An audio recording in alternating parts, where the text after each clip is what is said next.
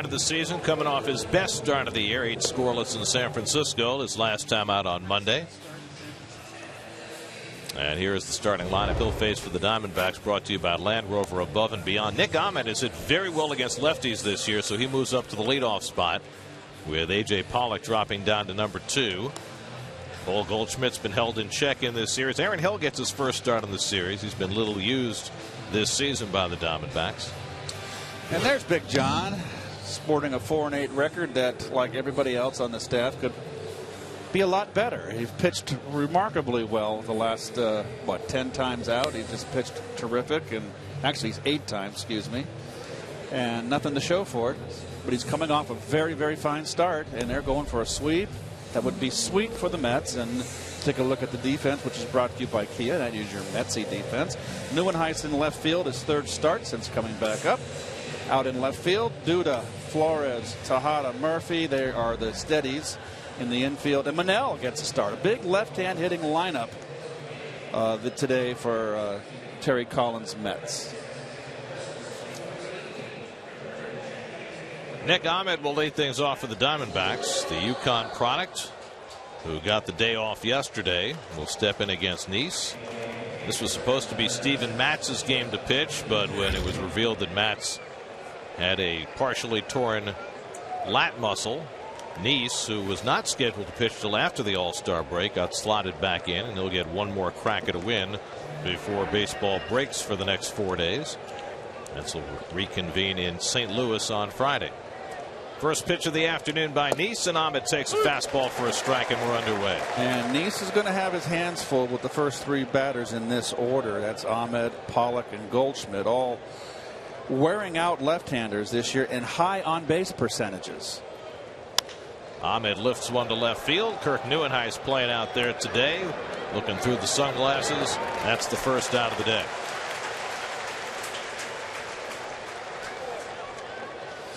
And a beautiful day. A little bit warmer than yesterday, maybe a tad more humid. Temperature in the upper 80s. Perfect summer baseball weather. I like the outfield configuration there with the grass in Y in center field. Looks nice. A nice feature this year. Here's A.J. Pollock, who takes a strike. Pollock had his 8-game hitting streak snapped yesterday. Did walk twice against his former American Legion teammate Matt Harvey. Pollock hitting .342 against lefties this year. He takes a strike. Both Pollock and the on-deck hitter Paul Goldschmidt will get on a plane after the game today and head to Cincinnati for the All-Star game. That's Jacob deGrom will do the same. Just off the corner, 1-2 to Pollock. How about deGrom in 2 years, from Rookie of the Year to an All-Star game? A supernova. Well, those burn out fast. We don't want any of that. I hear you. 2-2 to Pollock. Pollock, four hits and 6 career at bats against Nice, who lost to the Diamondbacks back in June in Arizona. Not a bad game for Johnny. Gave up 3 runs in 6 innings. Broken back grounder, and Flores in front of it throws out Pollock 2 away. That bat snapped right in half. See a lot of that today. A lot of the players use very, very light bats. By light, I mean like 31 ounce, and you would think they would use heavier bats because of their lifting, and they're stronger today. But I think they grew up with the aluminum bats gear, and they're light, and that's what they're used to. That's their preference. They all like the thin handles. Well, I like the thin handle also. Here's Paul Goldschmidt, 0 for 7 in this series. Is there a particular way the Mets have pitched Goldschmidt that has enabled them to be successful in this series? Well, it's been 2 very, very tough right-handers that have faced Goldschmidt, and of all, as fine a performance as Syndergaard had with the 13 strikeouts over 8 innings, Gary, he pitched Goldschmidt with his best breaking stuff and completely messed him up. I mean, he just overpowered him.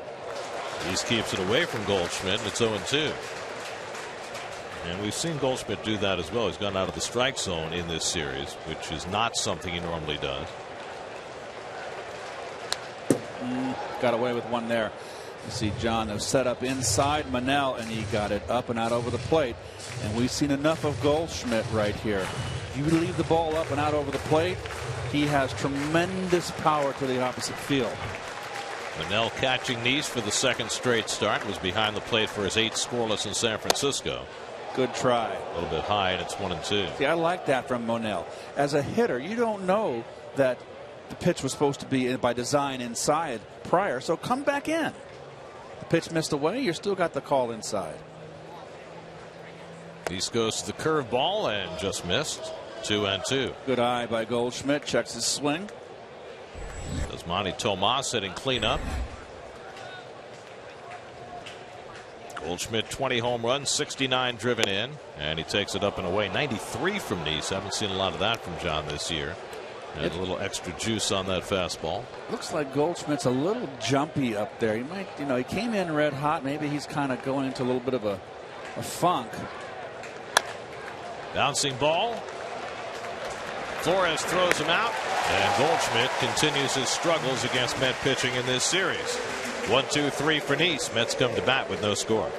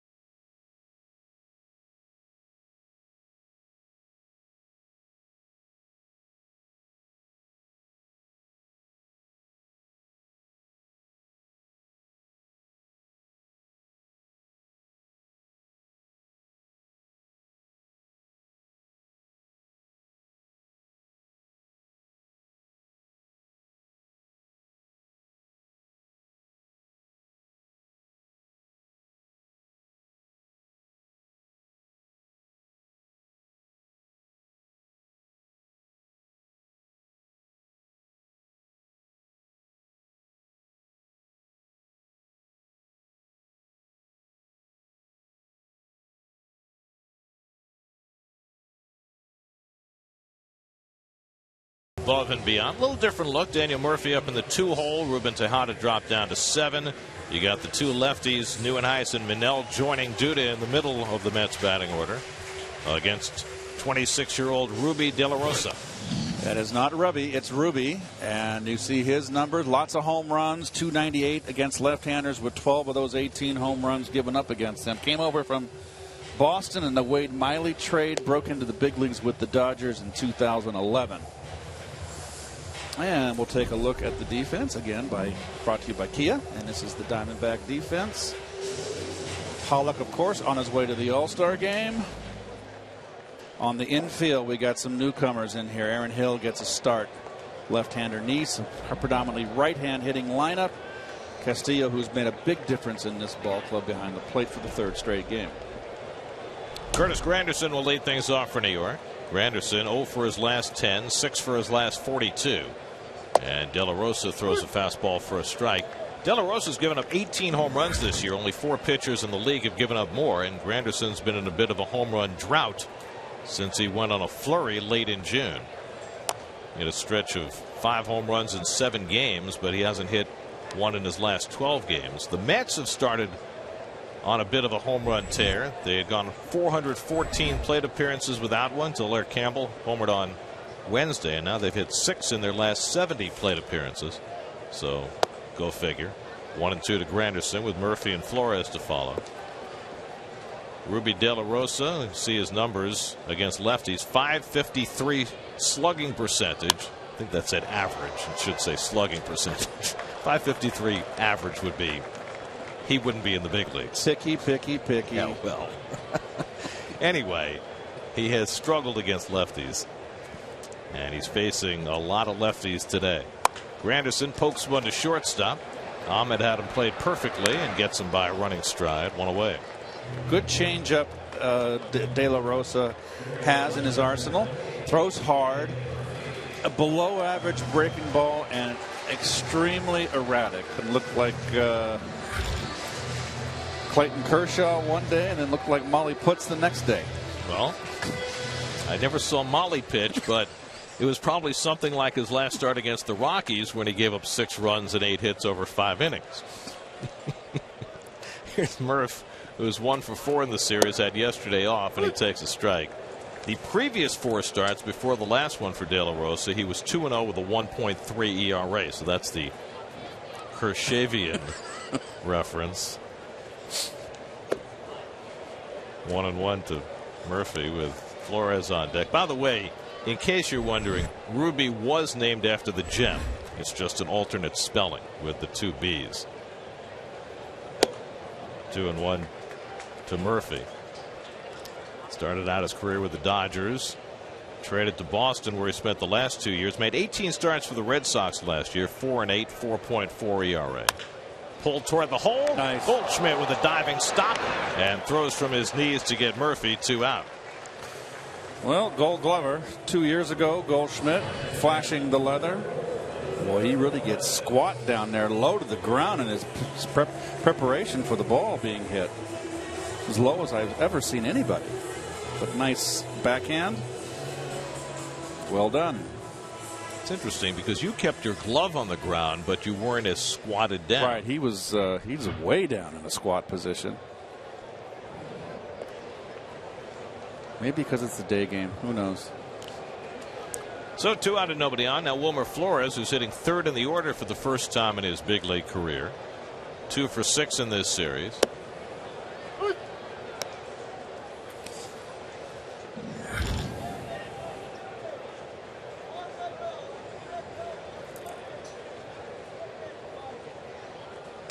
And he takes the fastball down the right field side, foul. You know, Wilmer goes to the opposite field so well, but what I would like to see him do more is attack the pitch outside. Sometimes he just feels for it and touches it, in my father's terms. Go out there and he goes the other way naturally, aggressively. Take a rip like that. There you go. On cue. Flores with a 2-out base hit on an 0-2 pitch. And the Mets have the first base runner of the afternoon. It's a ball he could have pulled right down the middle, and he opts to go the other way with 2 strikes. Good idea. Strongly recommended. Trying to come in.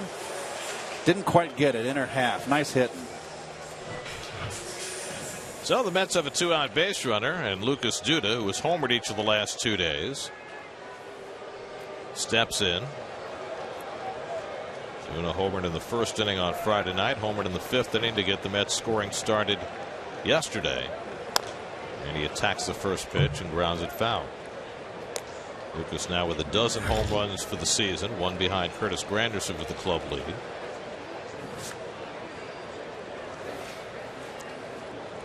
And significantly, I think, his home runs the last 2 days have gone to center and to left center. Correct. First 2 times this year that Lucas has homered that it hasn't gone to right field. And able to lay off the changeup out of the strike zone that has bedeviled him during his rough period.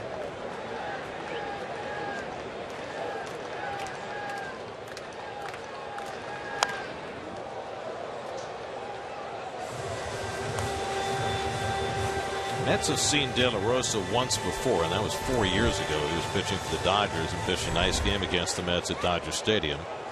Allowed 3 runs in 7 innings, took a loss that day to Chris Capuano. So there are a few Mets who have seen him before, including Duda, who was 0 for 3 against De La Rosa. And he rockets one down the right field line, but foul. Turning on the inside fastball that time.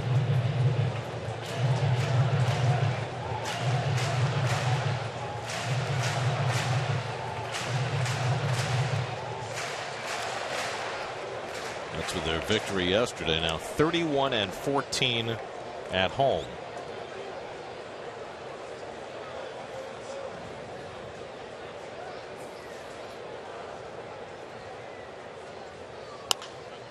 Popped up left field line, a long run for Peralta. Can he get there? He does. Nicely done by Peralta to retire the side. A hit and one left after one. Mets and D-backs, no score.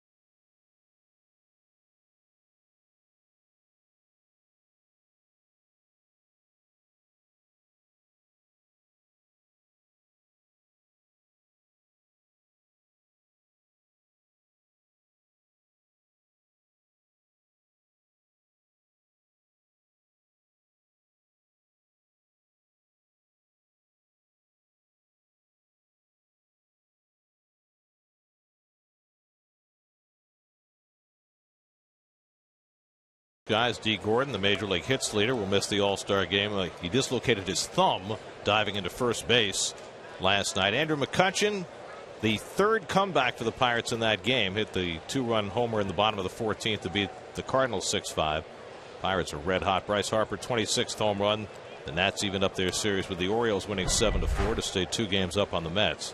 Yasmani Tomas leads off and takes a strike from John Neitz. The D. Gordon injury, not the most significant one in the National League East last night. A devastating blow for the Braves, and more so for their closer Jason Grilli, who's 38 years old and might be nearing the end of his career. And last night, while covering first base, ruptured his Achilles tendon and will miss the rest of the year. And for a terrific guy who's had a great late career resurrection, that's a really cruel blow. Yeah, well, the Achilles tendon is always very serious at that age, too.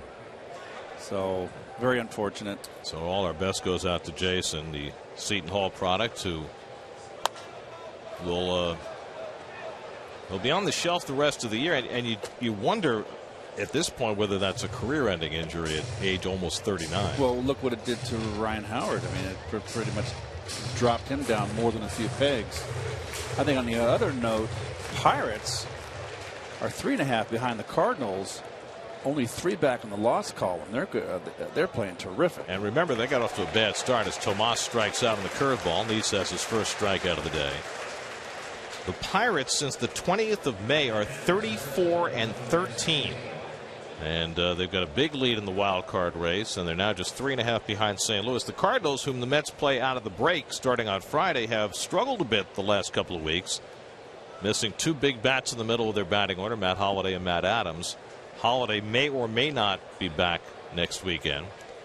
But more significantly, the Cardinals have had the best pitching in baseball this year. They've struggled to keep runs off the board the last week or so, giving up 29 runs in their last 6 games. They've had Wainwright on the shelf most of the year, and their pitching hasn't gone deep, and I think it's taken its toll in the bullpen.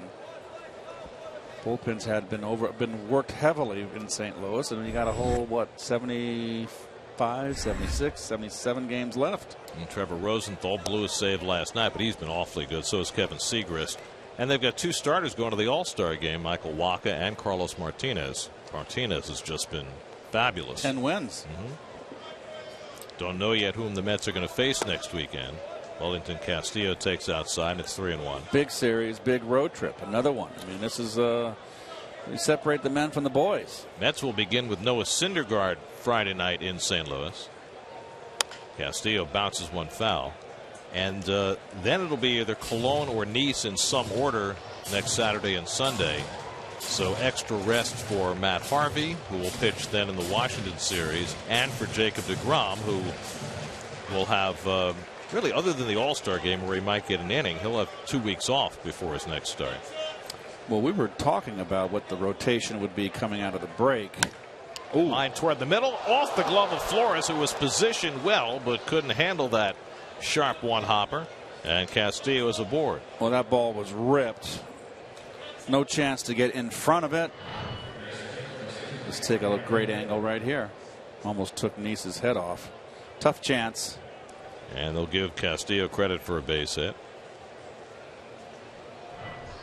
That's what we were talking about, Gary, before the base hit, is how they would use the rotation coming out of the break. And it makes perfect sense, because really, if you're going to throw Nice and Cologne, those are the two guys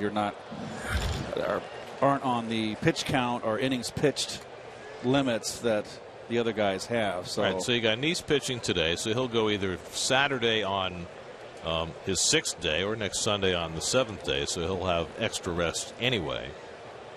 And Nice has pitched better on extra rest. Yes, he has. And you go into Washington, and you got your big guys going up against them.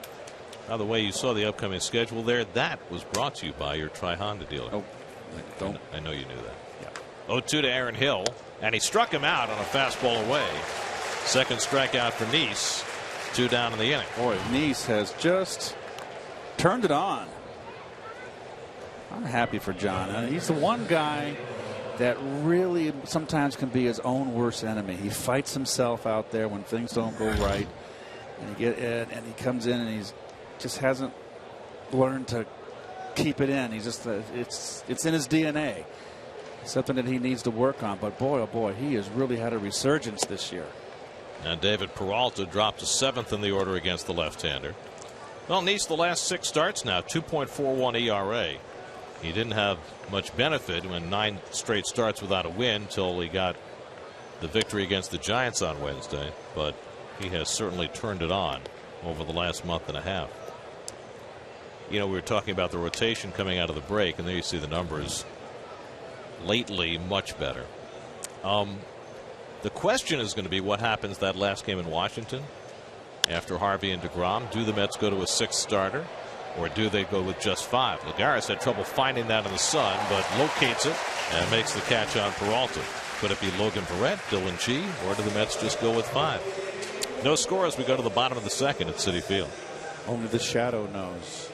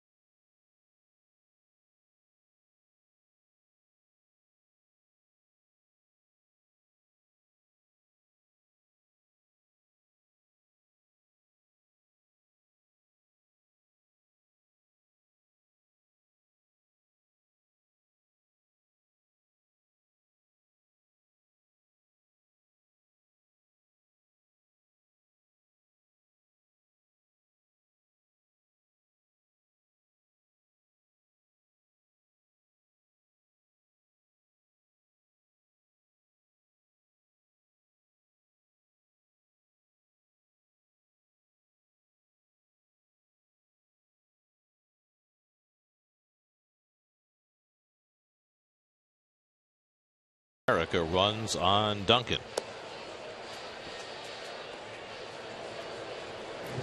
Superman.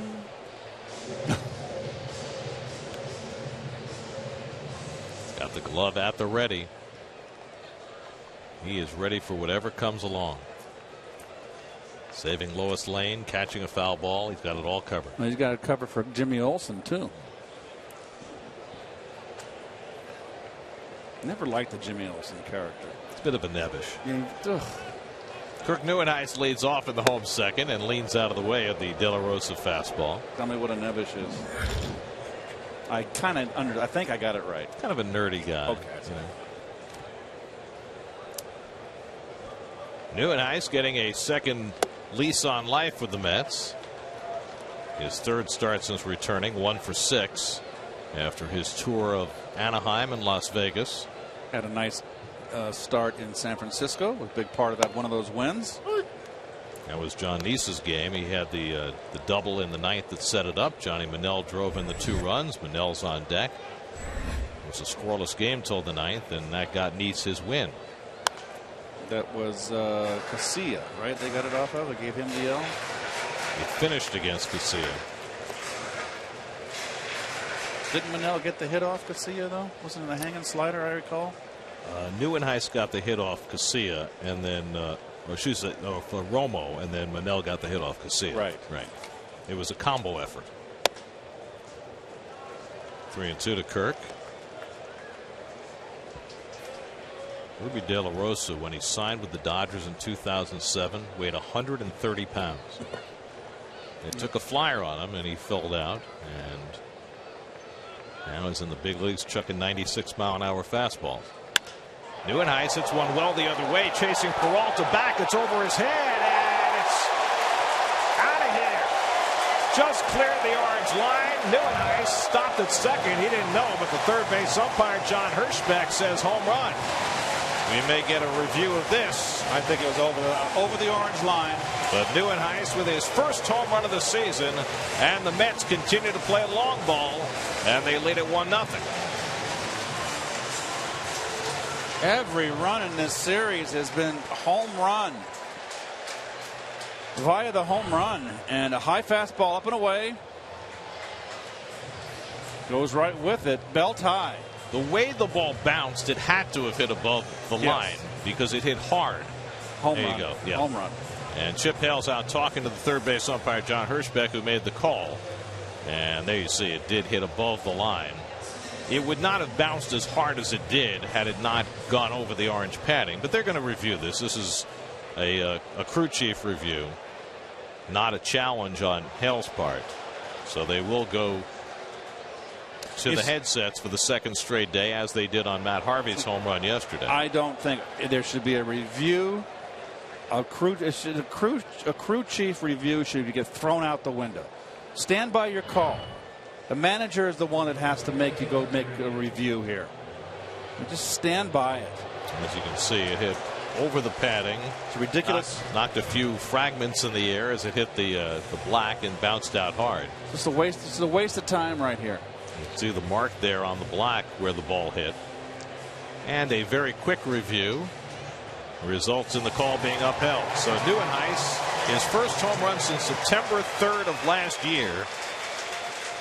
And he gets the Mets a 1-0 lead. Mets now with 7 home runs in their last 75 plate appearances after going 414 plate appearances without one. Ball starting to carry here in the heat, Gare. And you know Nieuwenhuis has power. In that time, able to jack one out the other way.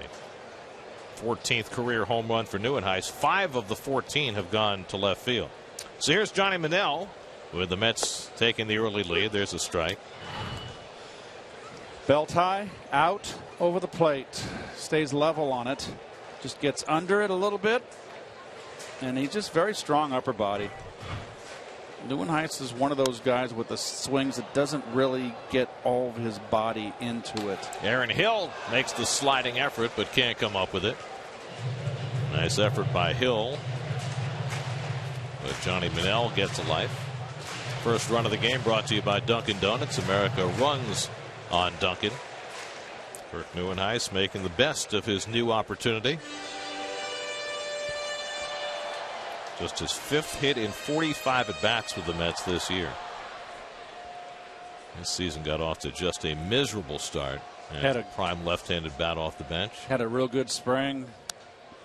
A lot of times those guys that are already penciled in as bench players, they get more playing time than the everyday players, because the manager knows that they're going to need them to. You want to give them more at bats to keep them ready for the season, because they're not going to get them that often. And Johnny Manel got a lot of time in spring training this year. Waited for his opportunity and now trying to take advantage of it. He's been swinging the bat a lot better since his last recall. It's the 19th home run given up by De La Rosa and the 13th to left-handers. Well, his splits are pretty stark, and it's one of the reasons Terry Collins loaded his lineup with every available left-hand hitter today, including Nice. 6 left-hand hitters in the Mets lineup today. Well, these are the little things that happen when your club goes good. Is that you got Campbell? They had a good series coming out. Hadn't played the whole road trip. The last game is the hero. Nieuwenhuis here, getting spot play, does the job. Manel had that. Manel got a big hit. You've got to have your bench involved.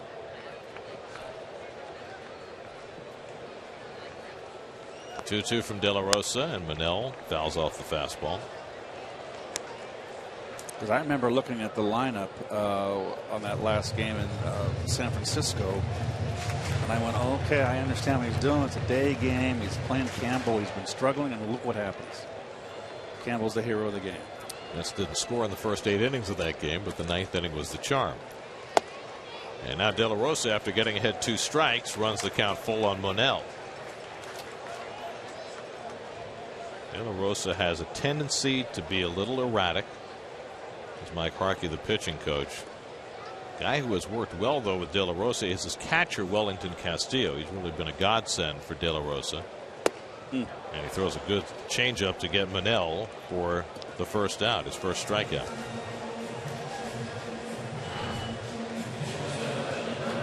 That's his second pitch.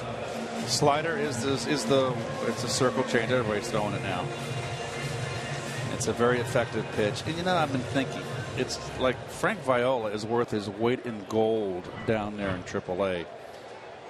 Getting the young kids up there, a guy that threw a great changeup, have that kind of tutor down there is invaluable, Gary. It's one of the great things about baseball, isn't it? The chain, the few degrees of separation. Johnny Padres had the great changeup pitching for the Brooklyn Dodgers. He taught the changeup to Frank Viola. And now, 40, 50 years after Johnny Padres' career ended, you've got another generation that's learning it from Frank. Well, it's much like the old American Indians, where all the traditions were set around the teepee and the fire, or the verbal lore handed down. Same thing. Ruben Tejada smacks one out to right, and Tomas is there. So you're saying the Cherokee had quite a changeup, is what you're saying? No.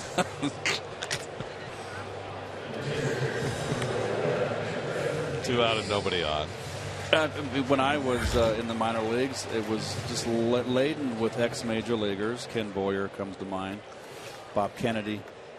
And I think that's what's missing in the game a little bit today. Is not a lot of the major leaguers now. I'm guilty of it. You made enough money where who wants to go beat the bushes and take the long bus rides, and it's hurt the game. Neese takes one the other way, and he's got a base hit. Every pitcher is hitting for the Mets now. For John Neese's 6th hit of the year, that gets him aboard with 2 out. Well, we know John can hit. He is the senior on this staff here as far as being in a Met uniform. But John's got 295 at bats in the big leagues now. Without a home run. He's never hit a home run. Wow. Now the gauntlet's been laid down with Syndergaard and Harvey. What Neese does also, in addition to hitting, he's also got a good eye at the plate. He walks more than almost any other pitcher. He's got 30 career walks. Here's Lagares. In fact, Elias ran the numbers today, and of all the Met pitchers who've ever had 200 at bats as a Met, Neese has the second highest on base percentage. Who was the Only Tom Glavine had a higher one. Really? Yep. Matlack third, Seaver fourth, Gooden fifth. Lagares 2 for 8 in this series. Reaches for that fastball and fouls it off. Matt Harvey's home run yesterday was the 50th home run hit by a Mets pitcher. 50 home runs in 54 seasons. And the first one that ever took the Mets from behind and put them ahead to stay. I saw that. Game winner. Mets had one other home run by a pitcher that had taken them from behind and given them a lead. It was back in 1963. Carl Willey hit a grand slam to put the Mets in front of the game. One of only 2 grand slams ever hit by Met pitchers. The other one, Jack Hamilton. Both of those came back in the 60s. Got a feeling we may see another one sometime. Ahmed gets in front of the ground ball, gets the force play on Neese, and that ends the inning. But the Mets grab the early lead with a home run off the bat of Kirk Nieuwenhuis. Nieuwenhuis goes the other way for his first home run of the season. And the Mets take a 1-0 lead into the third.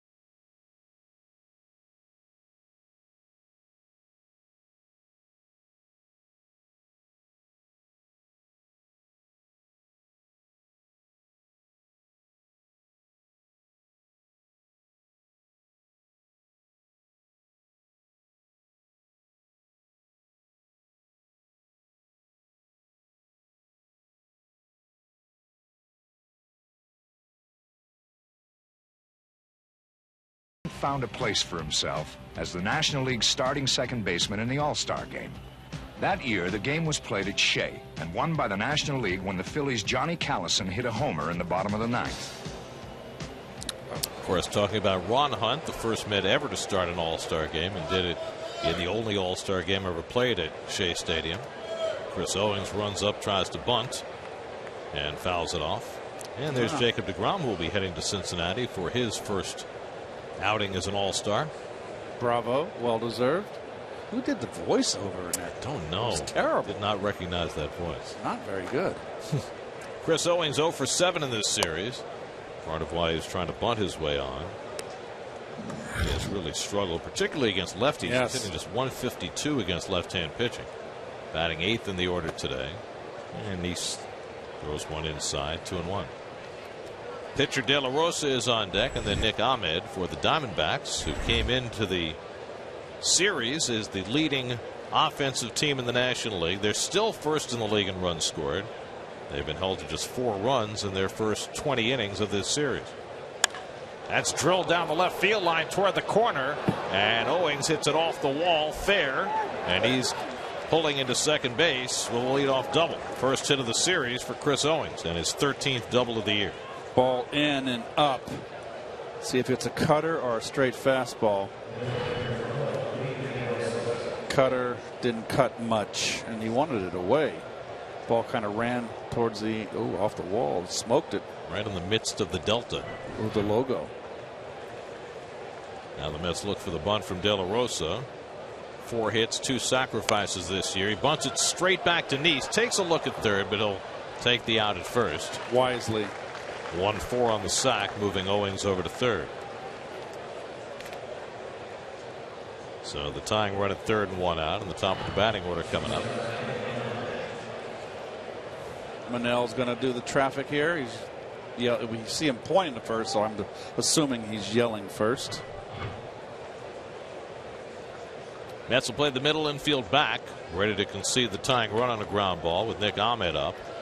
Keep the corners in because Ahmed is a threat to bunt. Flight out to left his first time up. And hits the curveball to short. That'll get the run in. Tejada throws out Ahmed. Owings comes in to score, and it's a 1-1 game. So Nick Ahmed drives in his 22nd run of the year. Well, fundamentals right there. Get you a run. Over and in, just like in golf, and up and down. Like bump set spike in volleyball.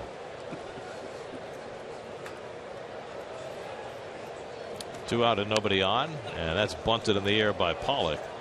So a lot of bunting going on for the Diamondbacks in this inning. Pollock broke his bat and grounded out to second base his first time up. How about this? A.J. Pollock going to the All-Star game. He's only the second position player from Notre Dame ever to go to the All-Star game. Yes.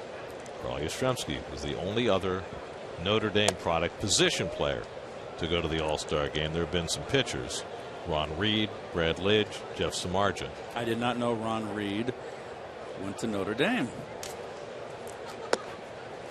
Wasn't Ron Reed a basketball player? Yes, he certainly was. Pitched for the Braves and the Phillies. At that time, it was he and DeBusschere who were the guys that played both sports, basketball and baseball. On the corner, 2-2 to Pollock. Now, I just talked with Walt Frazier around a week and a half ago, and I asked him who was the most important player in that team and all the trades they made that brought the different people, and he said DeBusschere. He said DeBusschere gave them. He was tough. He played defense.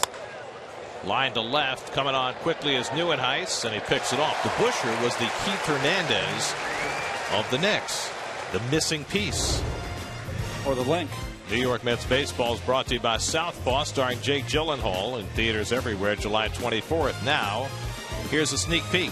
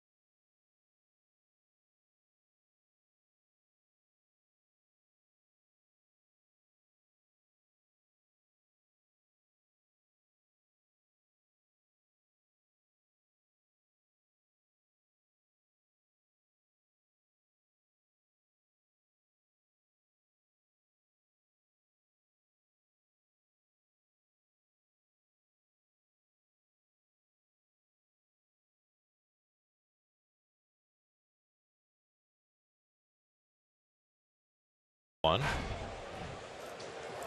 Neese a little unhappy with himself after giving up a run in the top of the inning. He's mad about the one pitch that he gave up the double. And you know what? You can't be perfect. I remember I told the story before. I asked Tom Seaver, and Manel's kind of waiting to see when he can interject. as well as Dan Warthen. Dan wasn't waiting. I asked Tom, and I've said this a few times, so those of you who have heard it before, hang in there. I asked Tom when he had a really good game where he had it all working, how many mistakes did he make in the game? And he thought about it for a few minutes, not a few minutes, a few seconds, and said 3. Amazing. Nick Ahmed catches the pop-up from Granderson for the first out. Well, that's the thing. I mean, you hear people say about a pitcher who, gave up 1 run on a home run. He made 1 mistake. Well, that's never the case. Right.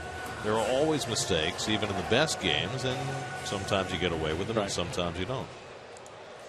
And if you make too many, you get an early shower. You got to jump on the mistakes.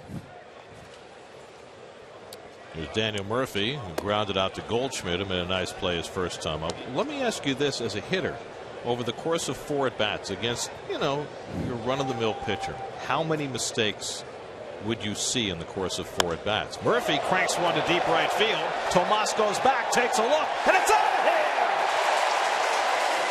Daniel Murphy puts the Mets back in front with his 5th home run of the season. Wow, the Mets, where's the power come from? Well, Eric Campbell turned on the faucet, and it's all flowing from there. That is 8 home runs for the Mets since the 9th inning on Wednesday in San Francisco. And Murphy joins the power parade. Well, Murph got a day off yesterday, said he had dead legs. Well, I guess they got re-energized.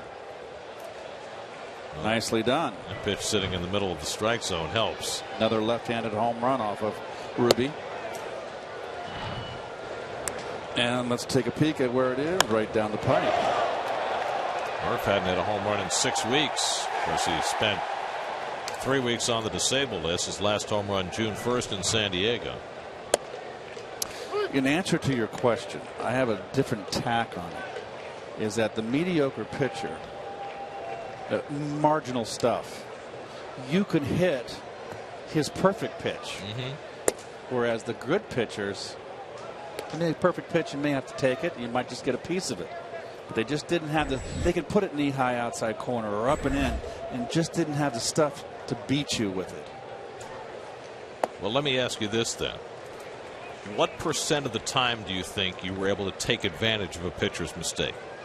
In other words, sometimes, got to leave the ball in the middle of the plate, you'll foul it back, or you'll, but so how often, how frequently were you able to turn that mistake into something productive? I don't know if I can quantify it, Gary. I mean, I played over 2,000 games. It's a lot of at-bats I had over my career, but you tend to get more pitches up from the to me, the best pitch to hit, and a lot of guys take today, they don't call the high strike. They called it more of a high strike in my time. But to me, that's the pitch that I always loved to hit. Waist and up, that was the pitch to rip. And particularly if it was out over the plate. I wouldn't want to take that pitch. So it's really hard for me to quantify. So what I hear you saying then is it isn't so much about the pitcher's mistake. It's about what you can do with a pitch, whether it's a mistake or not. Yes, and then there are times that you get a fat one and you foul it back, or sometimes you swing a miss. I mean, I couldn't give you exact percentage, right. But I guarantee you, if you looked at my batting average. I wasn't asking for an exact number. I was just, if you get 10 mistakes, do you hit 8 of them? Do you hit 3 of them? You should. 8. If it's a marginal pitcher out there. Okay. You should pay the fiddler. De La Rosa falls behind Duda 3-0. Lucas flied to left his first time up. And he takes his walk.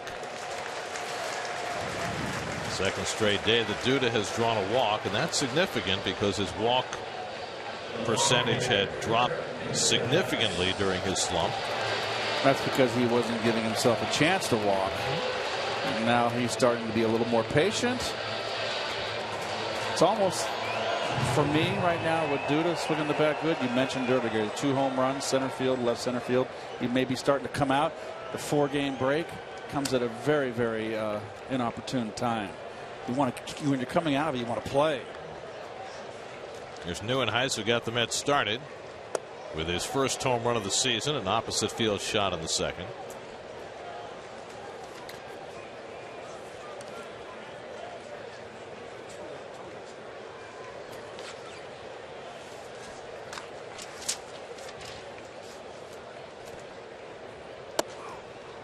Kirk takes the changeup out of the strike zone. That's 6 in a row that have missed, and so Castillo, who has known De La Rosa since they were kids, goes out and puts his arm around him. Castillo, a few years older than De La Rosa, but they grew up in the same hometown. Well, they played Little League together, right? De La Rosa, interestingly enough, when he was growing up, didn't play a lot of baseball. He played a game that is native to the Dominican called La Plaquita, which is closer to cricket than to baseball. It's a little British influence. Yeah, because he was just too small to play baseball when he was a kid. Nieuwenhuis cranks another one deep left center. Back goes Pollock, takes a look, and it's out of here! Kirk Nieuwenhuis with his second home run of the day. A 2-run shot. I thought the home run derby was until tomorrow. Are you kidding me? Every run has been a home run in this series for the Mets. Oh, my goodness. And Nieuwenhuis hit that a long, long way. Second multiple home run game of Kirk's career. My goodness. Same spot. Belt high away, I bet you. Thank you. Thank you. Same spot. And that's how strong Nieuwenhuis is. Deep part of the ballpark. That is a home run in the original stadium almost. Probably was. Making his manager look like a genius. And his general manager for reclaiming him. Yes. After the Angels gave up on him. Well, the Mets hit 2 home runs Friday night, 3 home runs yesterday, 3 more home runs today, and we have not yet completed 3 innings. Johnny Manel struck out his first time up. It's amazing how these things work, right? 9 games without a home run. Now they've hit 9 home runs in the last 21 innings. It's crazy. And they're starting to score.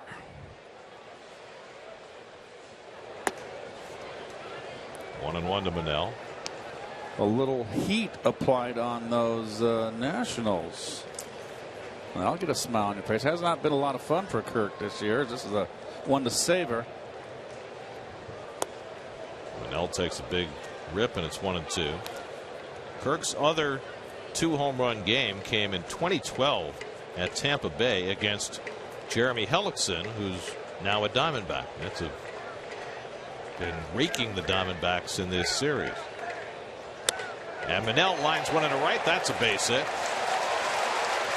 De La Rosa having trouble securing that third out. Well, you're seeing why the left-handers have been Rip City off of him. Change up too much of the middle. And there's a difference. The ball's down out of the strike zone. If you have it on the outside corner, you roll it over. You get it down the middle, you can get the fat of the bat on it. So Manel aboard with 2 out, and here's Ruben Tejada, who flied out to right his first time up. Mets now with 4 runs and 6 hits. We mentioned this a few times over the weekend. The Mets scored 4 runs each of their last 3 games and won them all. Starting in San Francisco on Wednesday. When the Mets have scored at least 4 runs this year, they are 33-5. Which is a tribute to how great their pitching has been. They haven't needed much. When the offense has given them something to work with, they've made it stand up. So, Met fans, get excited. Think about this club over the All-Star break. Come on out and support this team. This is a nice little team to watch play. They've got a shot. They're just breathing down hard on the Nationals. Andrew Chafin up early in the Arizona bullpen. We can get you one of those phones in the ticket office if you'd like to make some calls. Well, No, but just I got the bully pulpit right here. Yes, you do. Bully indeed.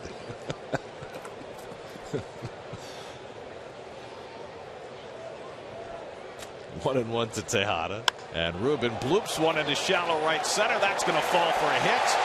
Manel will go first to third. And the Mets will not let this third inning end. De La Rosa had 2 out. He walked Duda. Nieuwenhuis hit a 2-run homer. Now Manel and Tejada have followed with hits. Back up slider. Just a little punch out there. Inside out into right center field. Why they're playing Tejada for the pull, I have no idea. Probably because he pulled that home run yesterday. So Chip Hill's on the phone saying how quickly Andrew Chafin can get ready. Meanwhile, John Neese, who had a base hit his first time up, will get an RBI chance now with 2 out.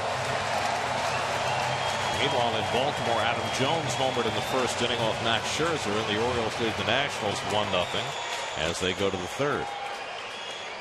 That's 2 games behind Washington for the lead in the East, and only 1 game behind the Cubs for the second wild card. Neese, the 8th man up in the inning. And a high fastball from De La Rosa. That was an angry pitch. 0-1. De La Rosa gave up 6 runs and 8 hits in 5 innings in his last start against the Rockies, and being similarly strafed today. And he beats Neese with a couple of fastballs, and it's 0-2. So John getting out of his groove there. Notice his first at bat. He slashed one to left field.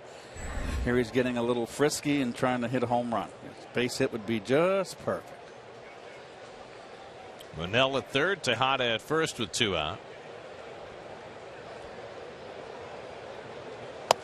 And Neese down on 3 pitches. So De La Rosa dialed it up and picks up his second strikeout. But 8 Mets came to bat, and 2 of them left the yard. Murphy homered, his 5th of the year, and then Nieuwenhuis for the 2nd time today.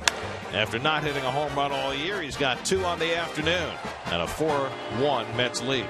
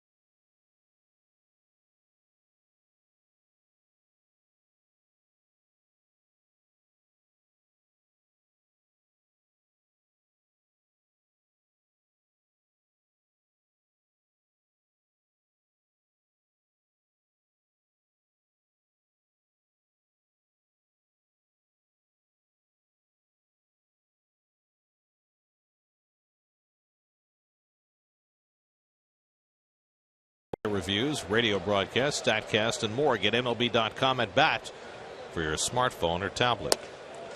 Paul Goldschmidt takes a strike from John Neese, who now has a 4-1 lead. 0 for 8 in the series, Goldschmidt. Goldschmidt grounded out to second base his first time up, and he just doesn't look himself right now. And maybe that's the Mets putting him in a slump, whatever. Let's hope it lasts for 3 more at bats. And they won't see him again until next year, unless they face him in October. You never know. Looking at both these teams, I think the Mets have a better shot than the Diamondbacks to get in the playoffs. Well, pitching is everything, you know, and the Mets have it and the Diamondbacks don't. Diamondbacks have the best offense in the league, and the Mets, if they don't have the best pitching in the league, they're awfully close. Goldschmidt smacks one deep to right center. Lagares gives a look, and that ball's gone. So you can't hold him down for long. Goldschmidt with his 21st home run of the season. His first hit in this series, and it cuts the Mets' lead to 4-2. And that's the kind of power that the right center field, the opposite field, that Goldschmidt has, and I spoke of earlier. You cannot lay that ball out over the plate, belt high and up. He just crushes it. Similar to the home run he hit against Matt Harvey in Arizona earlier this year. Very strong. Boy, the ball's carrying here. Boy, oh boy. Well, it always does in the summertime. Once the weather gets warm, balls that are outs in April turn into home runs in July. Yasmani Tomas takes outside ball one. Look at his forearms. He's a very strong man. Right up at the plate. Goldschmidt had gone 2.5 weeks without a home run. His last one was June 24th in Colorado. So that ends that drought. His 70th RBI, which puts him one ahead of Nolan Arenado for the National League lead. Tomas lifts one to center. This one's playable for Lagares. And that's the first out of the inning.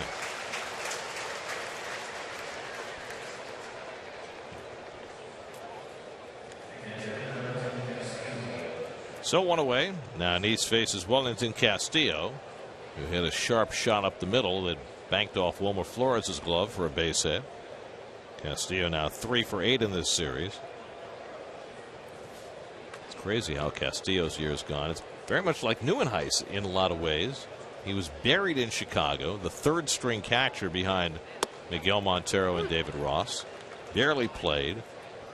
They let him go. He went to Seattle, played 4 games there, and winds up with the Diamondbacks, and he's playing every day. He pops one up. Tejada looking at it through the sunglasses. Murph stays out of the way, and there are 2 out. Today's high-speed pitch comes from Time Warner Cable. Enjoy better.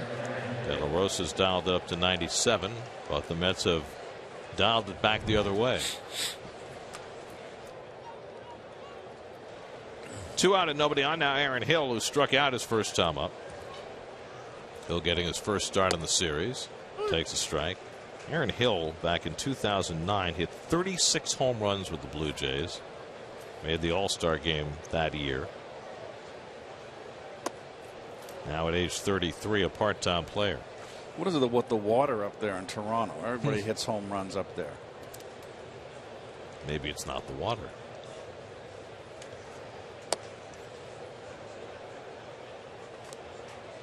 He had 36 home runs in 09, 26 in 10, hit 26 home runs in 12 with Arizona.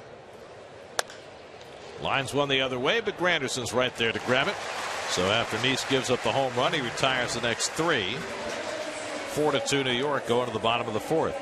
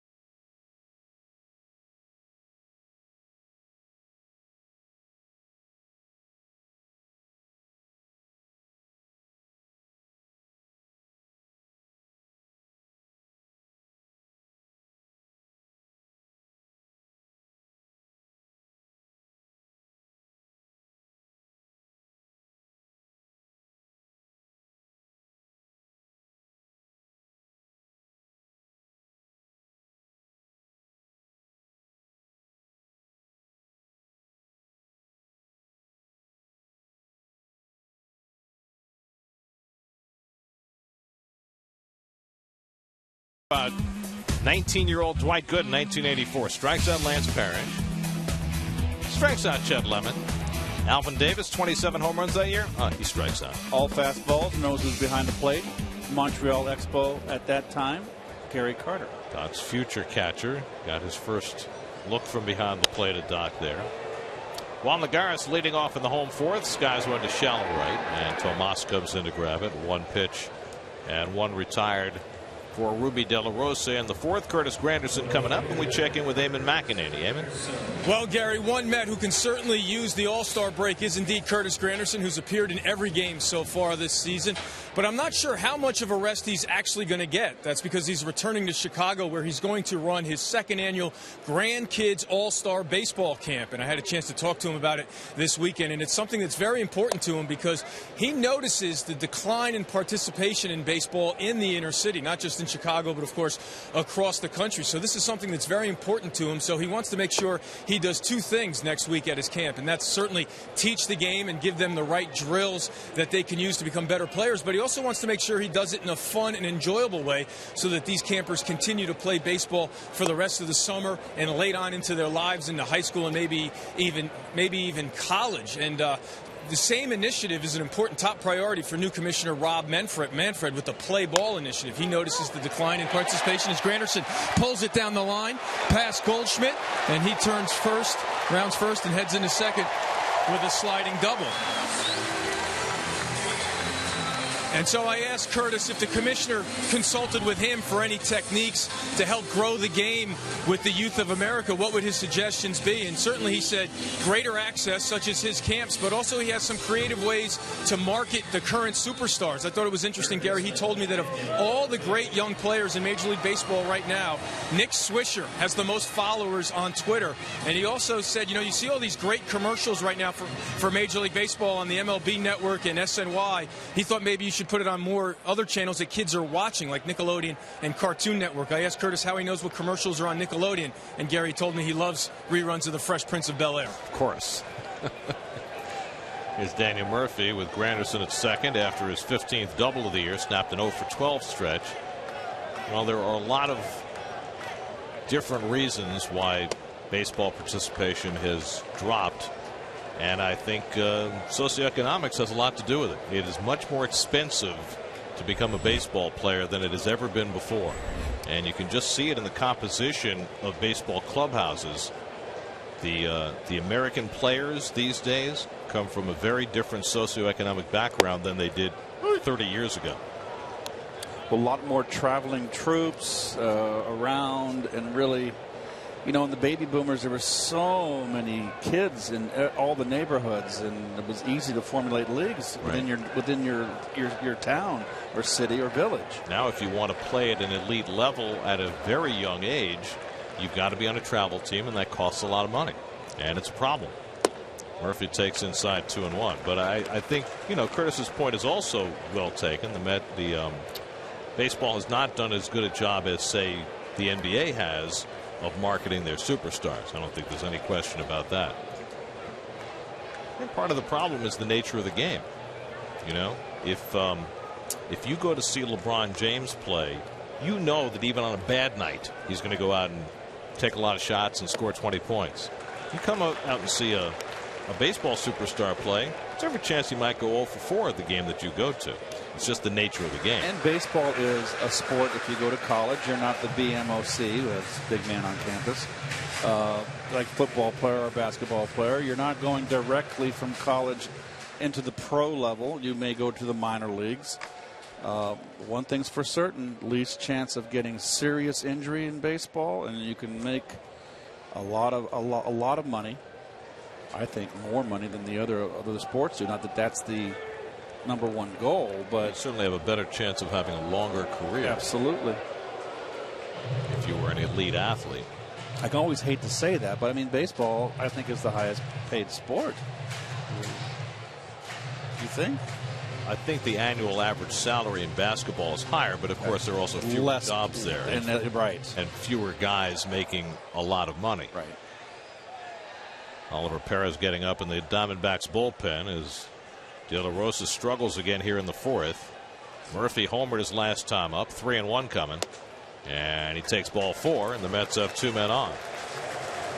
Second walk given up by De La Rosa, and Mike Harkey will take a trip to the mound. Very surprised that they're staying with De La Rosa. He's very erratic, and this game is getting ready to get blown out of the gym. Well, part of the problem is in this series they had Chase Anderson go 4 1/3.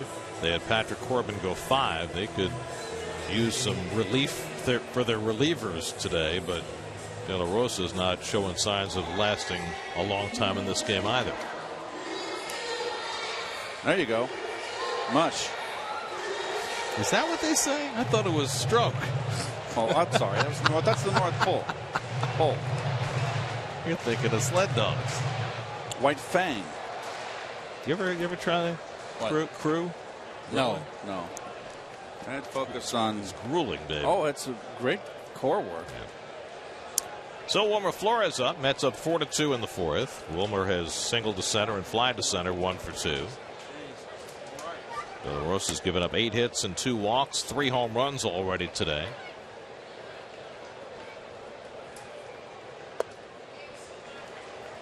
And Flores takes a slider out of the strike zone for ball 1.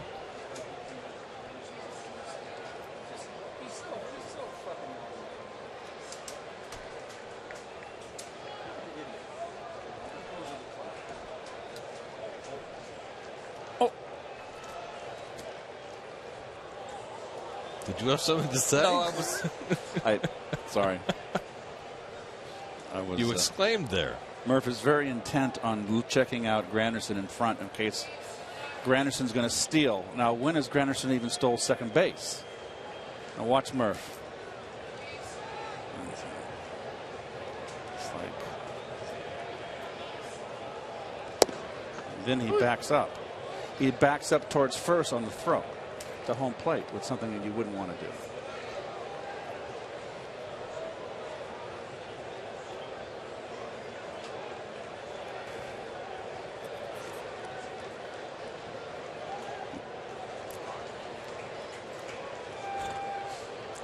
One to Flores. And he fouls it off. 1-2.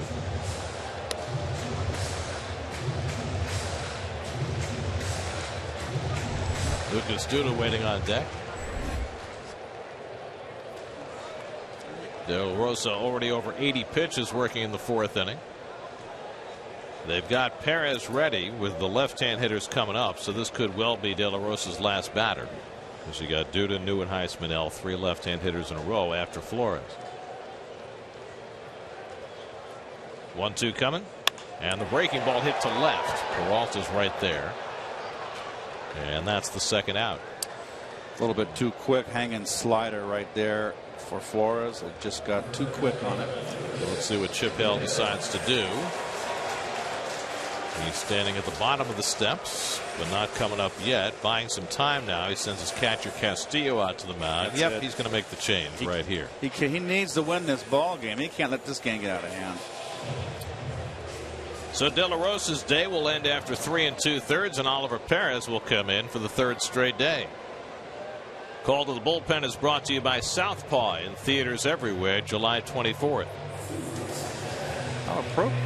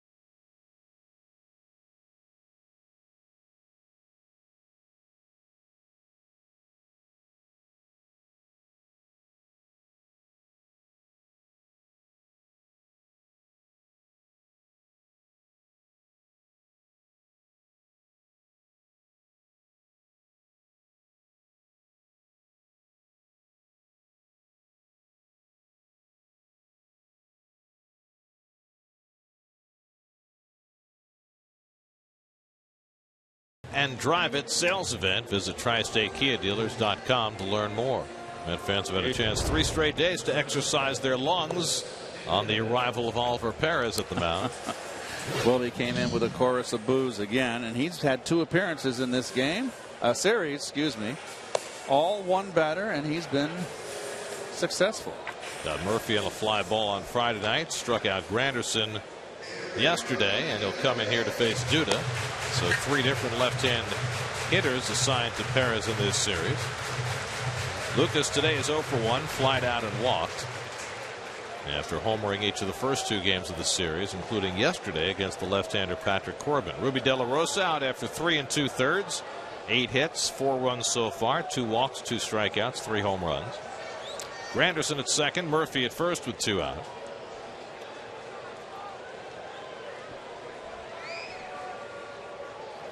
Oliver with the very flourishing stretch windup.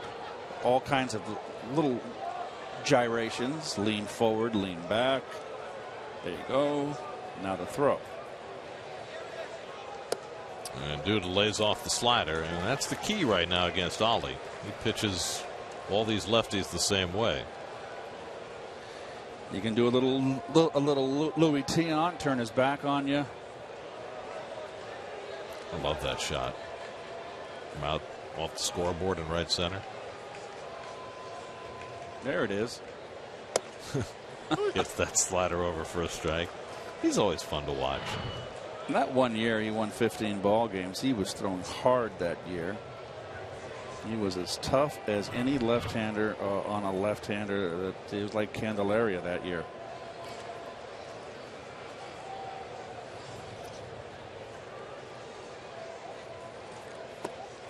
Three straight sliders to Duda, and he's ahead 1-2. When Ollie first came up with the Padres in 2002, he arrived like a bolt of lightning. Huge strikeout numbers early in his career. Went from San Diego to Pittsburgh and then traded to the Mets as really the throw-in. Remember, the Mets lost Juaner Sanchez because he was in the accident. They needed to pick up Roberto Hernandez, and the Pirates were just trying to get rid of Ollie and put him in that deal for Xavier Nady.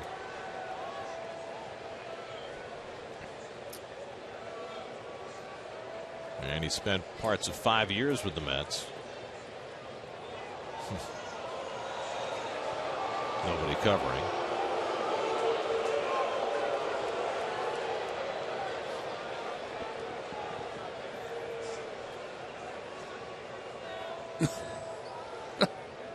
He's like he's already serving tea. And Duda goes down swinging, so Perez gets the job done for the 3rd straight day. Strikes out Duda to strand a pair. We've played 4 at Citi Field, 4-2 New York.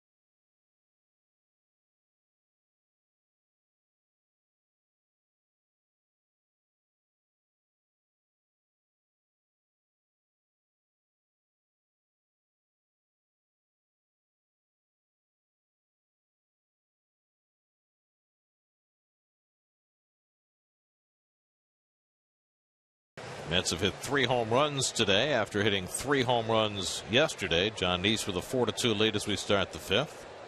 Nice day for sailing on the harbor. Battery Park. Lower third of the order coming up for the Diamondbacks. David Peralta will lead off, then Chris Owings, then the pitcher's spot. So the Mets have the 2 left-hand hitters to start the next inning. So if you're Chip Hale, you probably prefer to keep Oliver Perez in the game. But if you have an inning started, you Right. got to pinch hit for him. But if you get the first 2 on, then you could have him staying in bunt. You could. That's Not going to get the first one on as Duda makes the play on Peralta 1 out. But if you have 2 out and nobody on, maybe you let him bat and keep him in the game. Possibly. But Cliff Pennington has a bat in his hands and he's coming out on deck as a prospective pinch hitter. Let's see, Ollie anywhere around the bat rack? Yeah, Ollie's got a bat in his hands. He's ready to go. Where do you see him? Down to the dugout. There's Chris Owings, who doubled and scored a run. And he takes a strike.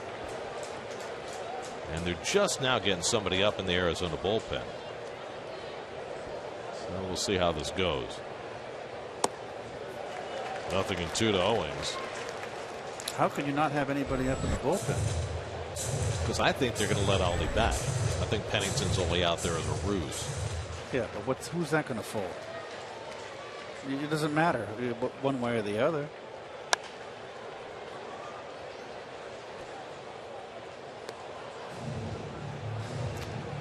Randall Delgado getting up.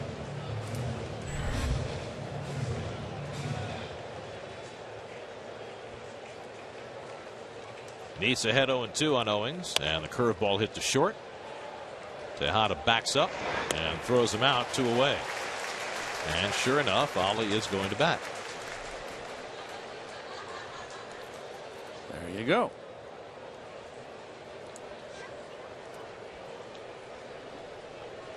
No, they're pinch hitting. So it's not Ollie. It's Jeremy Hellickson. See, they are sending up a pitcher. It's just not that pitcher. Okay, so Jeremy Hellickson will be the pinch hitter.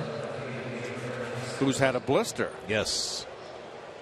And he's got 5 hits and 3 RBIs this year, so he gets the opportunity to pinch hit. Well, when you have a 4-man bench early in the game, nobody on base, 2 outs, forces the manager to save his bench. I don't like the 4-man bench. I really don't. And a lot of things I don't like. I don't like. Yeah, go ahead. I don't like having just 2 catchers. I like having that 3rd catcher. At the same time, though, if your starters are going to go 4 1/3, 5 innings, and 3 2/3 in a 3-game series, you need that extra arm in the bullpen, right? Yes. What happened to the long men? That's the difference in the bullpens that I see, is that there's not 2 guys, especially with 7 guys or 8 guys in your bullpen. You mean to tell me there can't be 2 guys out there that are ex-starters that can go 5 innings for you, be long men? The problem is you're going to bat for them anyway. So they usually only go 2 innings at a time. Hellickson grounds out. Neese has retired 6 in a row. Halfway through, 4-2 Mets.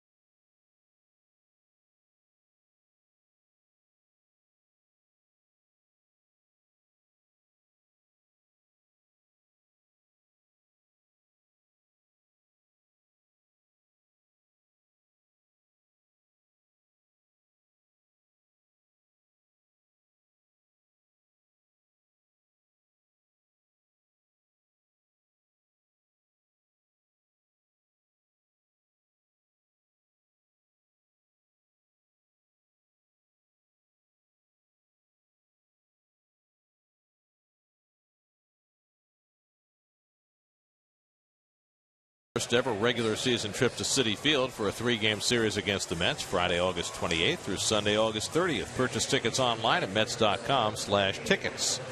And the Red Sox are rolling. They've won 10 of their last 13. Still in last place in the AL East, but now only 5.5 behind the first place Yankees going into their game today. Let's see, the line at Shake Shack, typically long.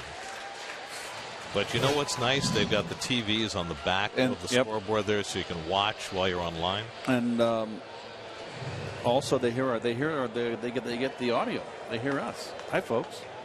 Rendell Delgado in for the second straight day, and he will face the suddenly sizzling Kirk Nieuwenhuis, who has homered twice today. Hit a solo shot to left field in the second and a 2-run homer much deeper to left center in the third. His first 2 home runs of the season coming in consecutive innings. And Gary, has anybody ever hit 3 home runs in a home game for the Mets? Yeah. No, that's never happened. 54 seasons. Still waiting. Maybe Kirk's the guy.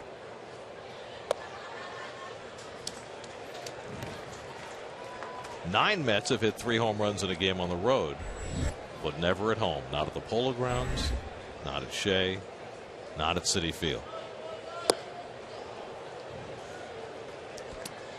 It's not easy to hit 3 home runs. Change up out in front. Well, the last Met to have a 3 home run game did it against the Diamondbacks. That was Ike Davis in Arizona. Another changeup from Delgado, 3-2. It was the right-hand pitcher that's with they traded Ian Kennedy. Same pitch, every home run. Through the sinker or down and away, and Ike just kept hitting it further in center field. Nieuwenhuis deep to right field, right down the line, headed toward the pole. It's out of here! Kirk Nieuwenhuis makes history!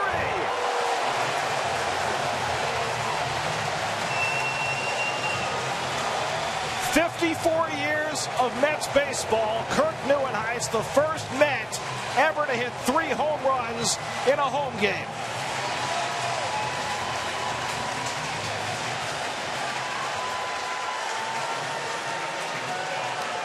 His first 3 home runs of the season in his first 3 at-bats of the day. And Kirk Nieuwenhuis has done something that no Met has ever done before. Yeah, take it. Unbelievable. Was there a less likely candidate? 7 for 66 on the season, hitting 106 when the day began without a home run, and he's hit 3 of them in 3 at-bats. I'm glad I brought it up. Right down the pipe, fast changeup, stayed back. And off the pole.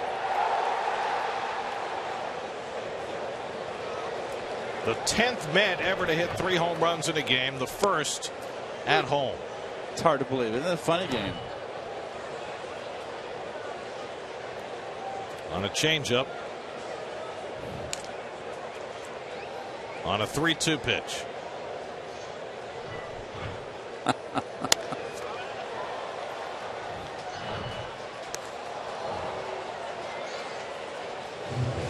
I wonder how many of them know it had never been done before.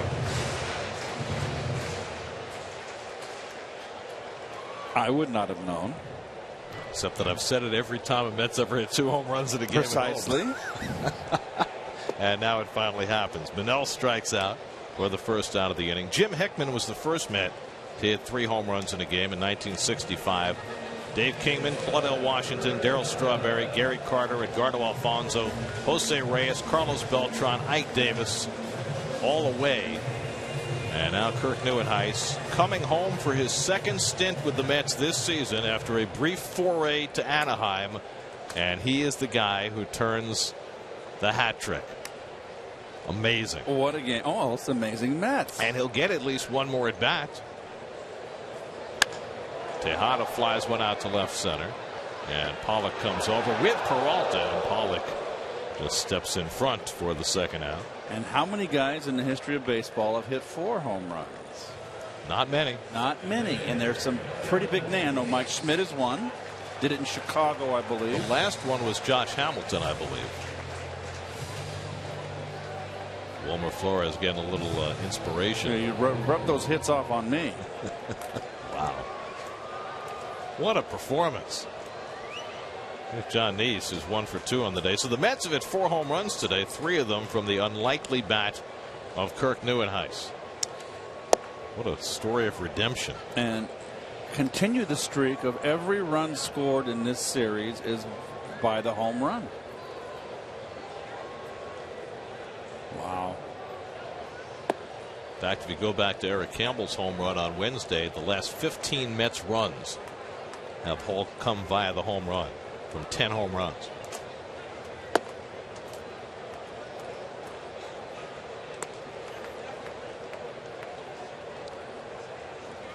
Think he'll be feeling a little pressure when he steps in the batter's box the next time? He'll be thinking about it. I would think. Well, you know what? If the team continues to hit and have a big day, he might get a 5th at bat and a 2nd chance at it. Possible. Maybe be the no one's ever hit 5 home runs. No, that's never happened. You know, the record for home runs in consecutive at bats is also 4. Nobody's ever hit 5 home runs in 5 straight at bats, even over a multiple game span. And the Mets were in Detroit a number of years back, and Bobby Higginson homered in 4 straight games for the Tigers. You know what he did in the 5th at bat? Took a call 3rd strike. You're looking for something. I mean, got to swing the bat, right? I would think. And Neese is on with a walk. His 31st career walk, upping that career on base percentage.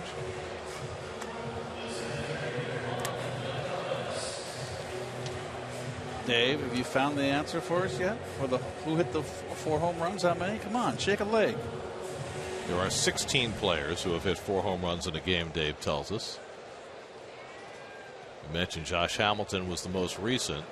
Most recent in the National League was Sean Green. Oh, when yes. he was with the Dodgers. That's back in 2002. Remember Bob Horner hit 4 in a game. Willie Mays. Schmitty, and I remember that was in Wrigley. Mike Schmidt always killed the Cubs. Mark Whitten. I remember that one. That was in '93 for the Cardinals against the Reds. Did Williams ever do it, Teddy? I'm sure. I don't believe so. No. Carlos Delgado did it for Toronto. Garrett. Mike Cameron. A lot of guys, some guys who've played for the Mets, right? So Sean Green, Willie Mays, Carlos Delgado, Mike Cameron, Gil Hodges, all played for the Mets, all hit 4 in a game for other teams. Lagares dumps one into center field, and John Neese goes 1st to 3rd. And the Mets continue another inning. A 2-out hit by Lagares. And the Mets have runners at the corners. Look at Neese. Nice base running, John. He just took off. I guess he figured. Oh, there's 2 outs. Sorry. So I was wondering, that was like. I was going, that's pitchers are incapable of that kind of quick thinking. He's a good athlete. And he can run. He's been used as a pinch runner in his career. See, if Dave had gotten those numbers to us quicker about the 4 home runs, I wouldn't have been so distracted. I would have known there was 2 outs. I know you're good at multitasking. Here's Granderson, who's 1 for 3, doubled over the first base bag his last time up. Well, for all the home run hitting the Mets have done in this game, and they've hit 4 of them, they're only up 5-2. So one more big hit would certainly help out Neese, who's now running the bases here in the 5th inning. 3 solo shots. Granderson gets tied up, and it's 0-2. First 3 home runs came against Ruby De La Rosa. The last one in this inning against Randall Delgado. Murphy, who has one of the home runs today, on deck. Granderson pops it up. And Owings, the second baseman, takes care of it. That retires the side. But Kirk Nieuwenhuis makes some history on a Sunday afternoon at Citi Field. A 3-home run game for Nieuwenhuis. The first Met ever to grace the home fans with 3 home runs in one day. What a day for Nieuwenhuis.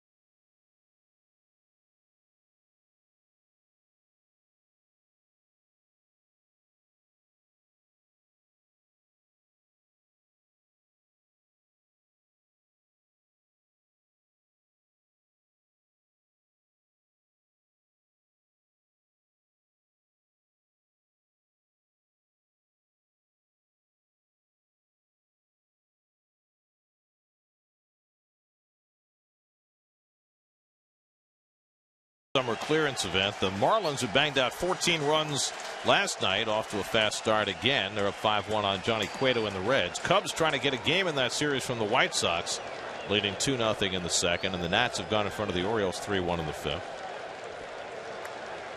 Third time through the batting order for John Neese. Nick Ahmed takes up stairs for ball 1. Well, Kirk Nieuwenhuis taking his position, and the scoreboard and the fans honoring him for his accomplishment. First Met ever to hit 3 home runs in a game at home. A little tardy on the scoreboard. It had to take a back seat to guess the Met pet.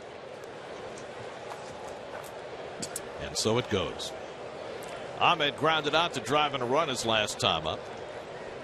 0 for 6 in this series. Came into the series a hot hitter, but the Mets have cooled him down, as they have this entire Diamondbacks lineup. It was the highest scoring lineup in the National League coming into the series, and still is, but has scored just 6 runs in the series so far. Grounded down to third, right at the bag. Murphy's got it. 1 out.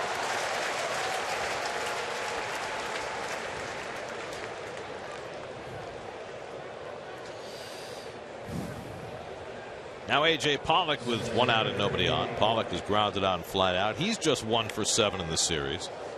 I mean, the Diamondbacks came in to this series having put together at least 9 hits in 9 straight games. They were held to 6 hits on Friday, 5 hits yesterday. A long one here for Granderson. He makes a great grab.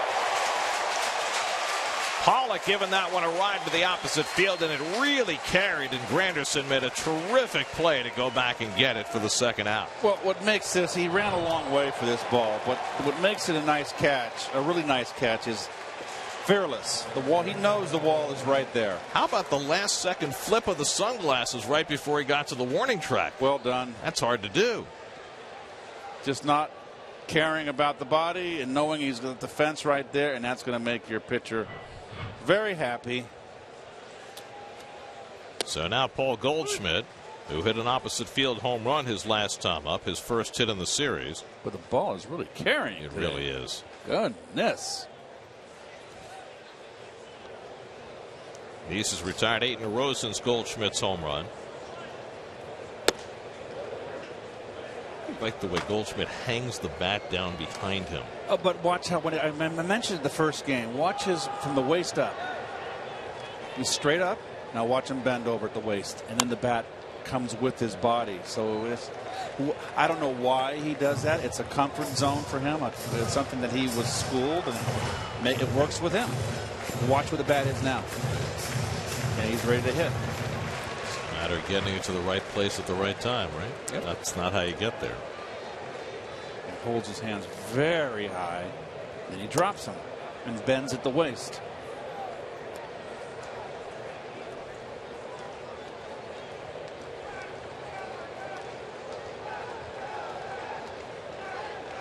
Two. Slow ground ball. Murphy in. Got him. Side retired. 9 in a row retired by John Neese. Mets with a 3-run lead at Citi Field.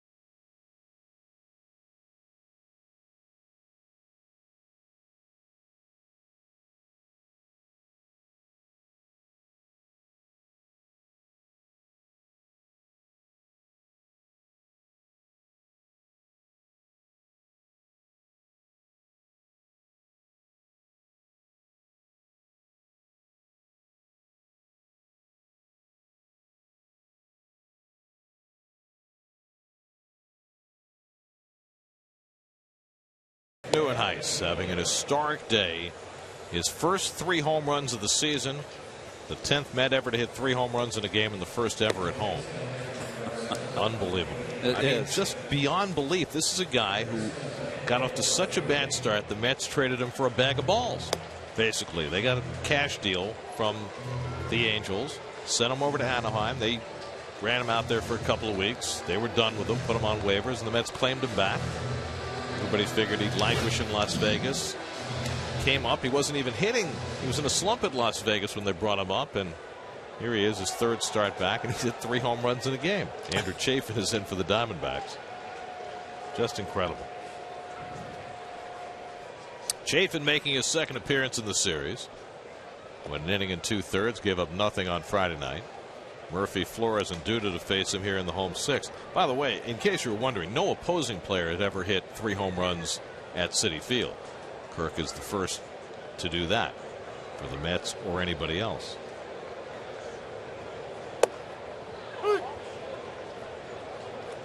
How many at Shea, you recall? Visiting, Dave? Come on. It's your job.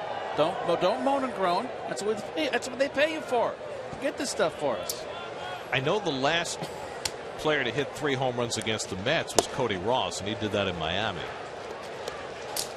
But Dave will figure it all out because that's his job, as you said.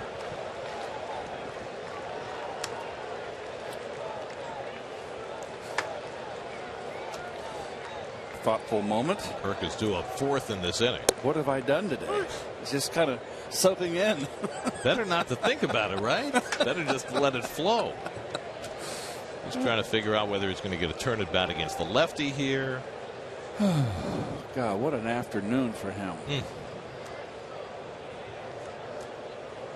It'd be a nice thing for him to take into the All-Star break after what has been a lost first half of the season. He has been found in a big way today.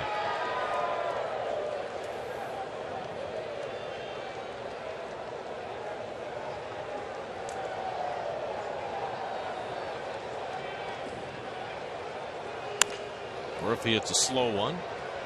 And Owings throws him out, one away.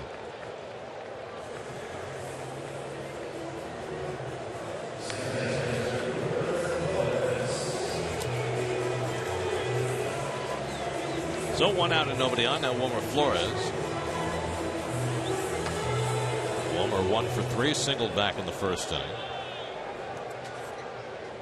Facing 25-year-old Andrew Chafin out of Kent State University. 3 starts for the Diamondbacks last year, exclusively out of the bullpen this year.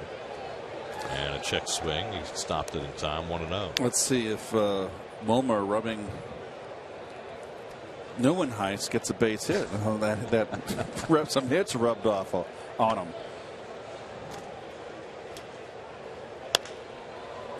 Wilmer pops one up into shallow center. Pollock coming on. And there are 2 out.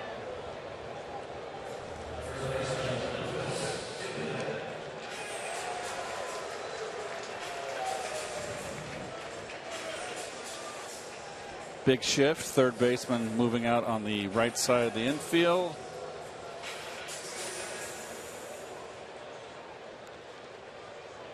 That's Hill, the third baseman, playing just to the right of second base, with the second baseman Owings in shallow right field. Duda's 0 for 2 and a walk today. So Nieuwenhuis is out on deck. So he'll either get an at bat here in the 6th or one in the 7th.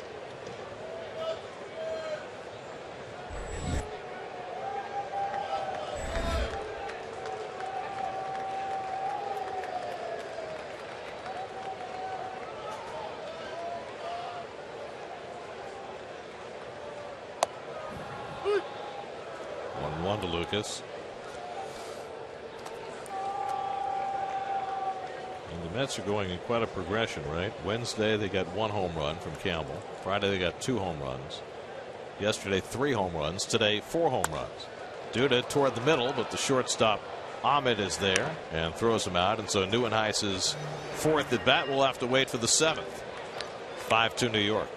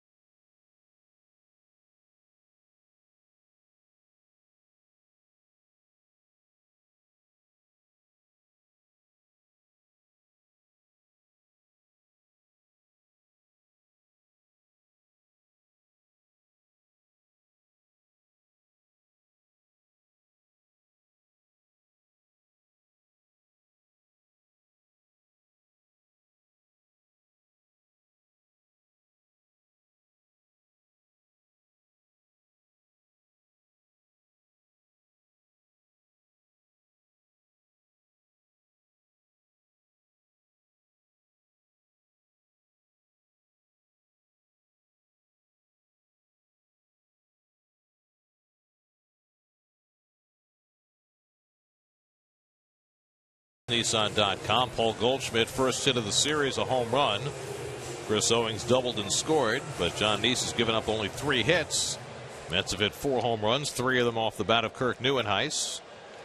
And it's 5-2 New York as we go to the 7th. Neese has retired 9 in a row since Goldschmidt's home run in the 4th. He'll face Yasmani Tomas to start the 7th. Tomas 0 for 2 today, 3 for 10 in the series. Only given up 3 hits, no walks. And Tomas strokes 1 foul.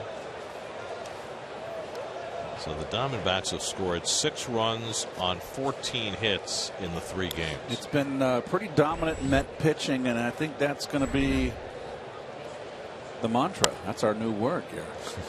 Home. Well, the Mets starting pitching has been good all year. It has really hit its stride now. The last 15 games, the starters' ERA is 1.40. Well, I just think that they're young. It's a young staff, and they're getting more confident with each start. I mean, Syndergaard is leaps and bounds from the beginning. Tomas to deep center field. Lagares back, and it's over his head and hops against the wall. And Tomas pulls into second base with a leadoff double. Well, day like today, the ball's carrying, protecting a 3-run lead, latter part of the game. Kind of want to play a little bit deeper, just a tad. Juan loves to play shallow. Ball was ripped. 15th double of the year for Tomas. So Nice has given up his 4th hit of the afternoon. And now Wellington Castillo, who has one of the 4.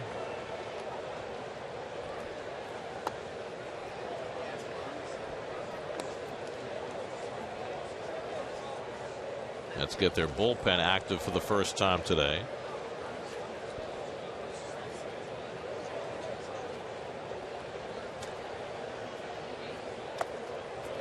And Nice bounces that cutter and falls behind 2-0.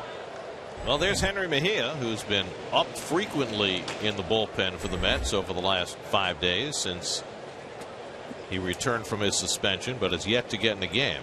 And Terry Collins said he was determined to get Mejia in today. And he's going to get some work today. Mets starting pitchers have been going so deep into the game, they haven't been able to get the ball to Mejia. DeGrom went 8 on Wednesday. Syndergaard went 8 on Friday. Harvey went 7 last night. And now Nice pitching into the 7th today. Aaron Hill on deck. 2-1 to Castillo, and the curveball. Good one. Swing 2-2. That's that curve I like on the outer half of the plate, outside corner preferably. Take a little something off against the right-hand hitter only. That going down to one knee thing works for Adrian Beltre. Doesn't work for anybody else. 2-2. Got him looking at a fastball. Set him up with the curve. His 3rd strikeout. 1 out in the 7th. Beautiful spot. On top of the plate. Oh, that was the changeup. That was the curve. Yep. Before. There's the fastball. Nice shot.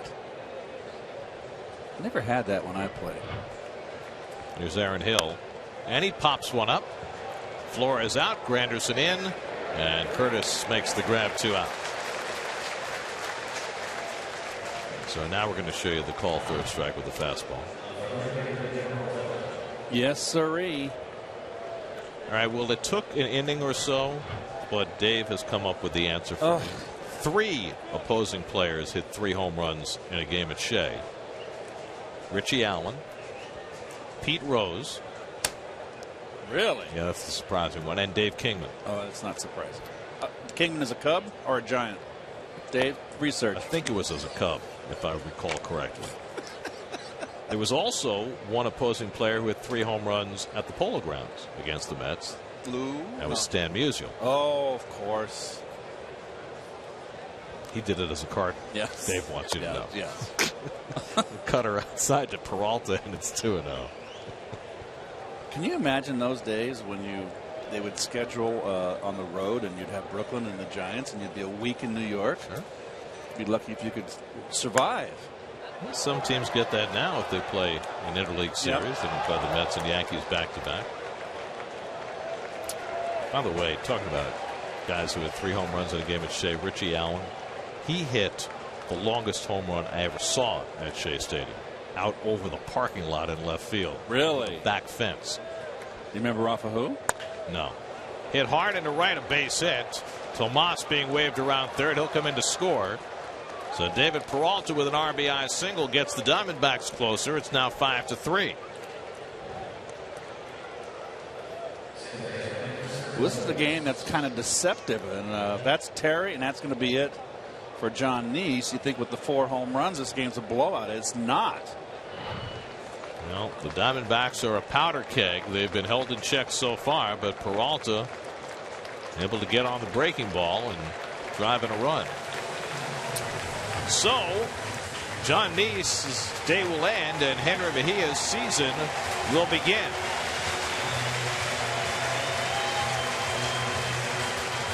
Call to the Bullpen brought to you by Southpaw in theaters every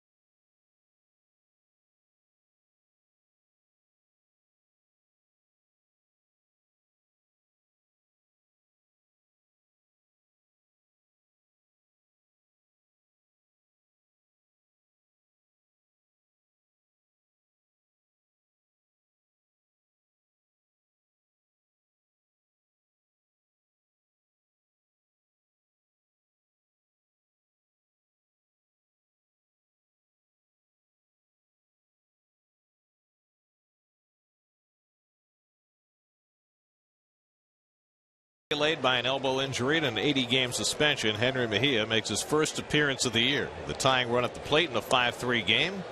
Misses with a first pitch breaking ball to Chris Owings. John, nice performance. I know John's beating himself up right now. That's his nature. And I think he pitched a very, very fine ball game. Another one. You have 5 hits in 6 2/3. And Mejia misses high with a fastball, 2-0. Henry was able to go out on rehab for a couple of weeks before his suspension came to an end, but he's been sitting around for the last 5 days waiting for his first appearance of the season.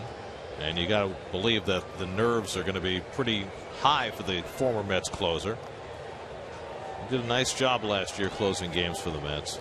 Well, he's a breaking ball pitcher, and he can be a little bit wild. He's fallen behind here, 2-0, and this is a 2-run ball game here. Cliff Pennington is on deck to pinch hit if Owings can keep the inning going. Owings doubled and scored back in the 3rd. And Mejia just missed. Thought he had the call that time, but didn't get it from Tripp Gibson, and now it's 3-0. It missed. Parnell trying to pull it back in. Not by much.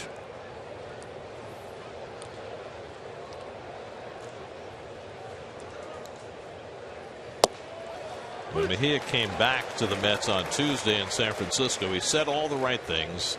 Never apologized for the suspension. He was caught with levels of Winstrol, an old school steroid in his system, as were several players in a short period of time right before and right at the beginning of the season. He did say he just wants to move on and help the team. But it's an odd set of circumstances for Mejia in that his best friend on the team, Jeurys Familia, has taken over his job because of his suspension and done it brilliantly. And now he is cast in a subsidiary role on his return. That's not nice to fool Mother Nature. Peralta will run with 3-2 and 2 out. And Owings hits one down the line. Granderson over, and he's got it. outside retired.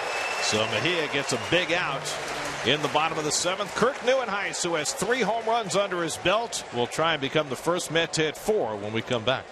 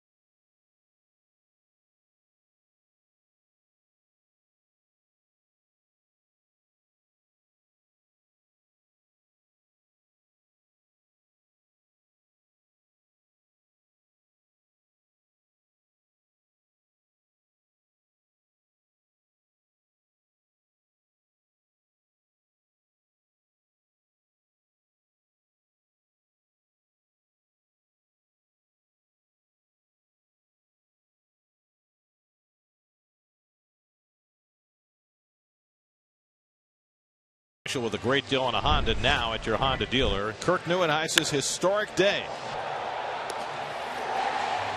Numero uno. Dos. Bomb. Trace. You kidding me? Never done. Off the screen attached to the foul pole to put his name in the record books as the first Met ever to hit 3 home runs in a home game. Now he gets a crack at number 4. Something done only 16 times in Major League history. He'll have to do it against the left-hander Andrew Chafin. But with the role that Kirk is on today, who knows what he's capable of? Wouldn't that be something? My figuring is it's already something. It'll be well beyond something if he does it here. It will be something that I have never eyewitnessed. No, nor have I. Never seen a 4 home run game in person. Nieuwenhuis has had 7 at-bats all season against left-handed pitching combined between his Mets and Angels experience, and he's 0 for 7. So if you're Kirk Nieuwenhuis, Keith, it's a 2-run game. Are you trying to hit a home run? I mean, I can understand if it's 8-0, of course you're going to try and hit a home run, but with the game in the balance, are you trying? Maybe look first pitch. Or if you get ahead 2-0, 3-1, maybe look middle in.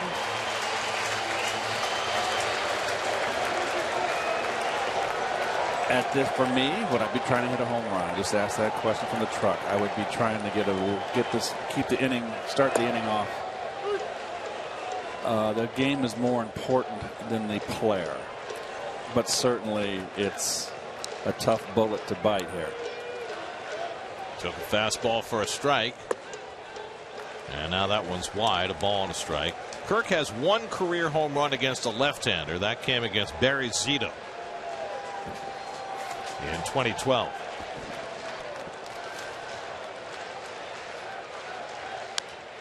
He got jammed.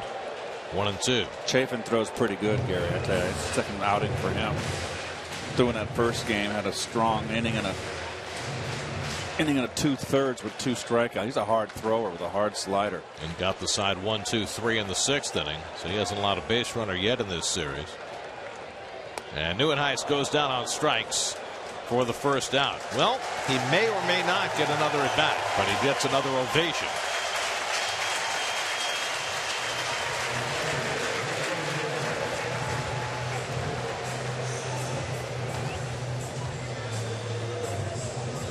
Well, it's up to his teammates to determine whether he'll get another at bat today.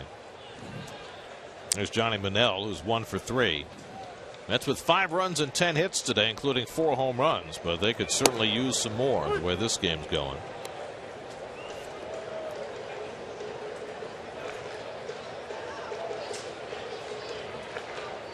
Bobby Parnell's getting ready in the Mets bullpen after Mejia got the final out in the 7th. And Chafin just misses, 1-1. Nice arm. The Diamondbacks starter Ruby De La Rosa lasted just 3 2/3 today. There's Parnell getting ready. Third straight time in this series that the Diamondback starter's gone 5 innings or less. So they have had to press their bullpen significantly. They'll really need the All-Star break. O'Neill, a late swing foul, 1-2. Oliver Perez got an out. Randall Delgado pitched an inning, and now Chafin pitching his second inning. Chafin, another one of those guys in his college career at Kent State, 2010 had Tommy John surgery. There's Enrique Burgos, who pitched yesterday. He's the next man up in the Diamondbacks pen. To the right side, Goldshmidt will take it himself, and there are 2 out.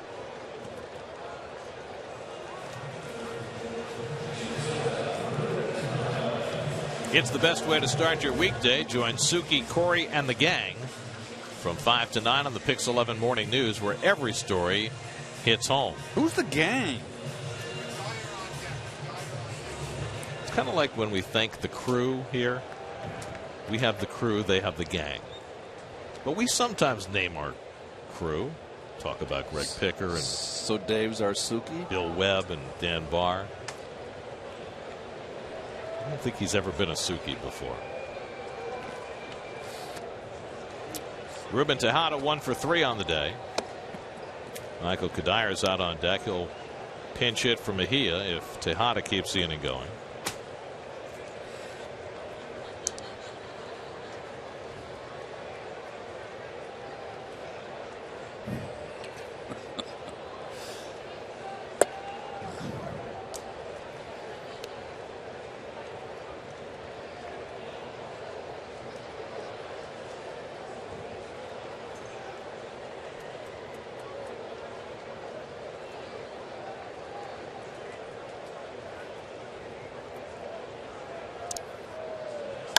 And Ruben slashes one foul. Oh, ball boy coming up just shot. And Brandon made the stop instead. Nice job, Brandon. That always gets the fans excited when something ball gets near them. Get a chance to catch it.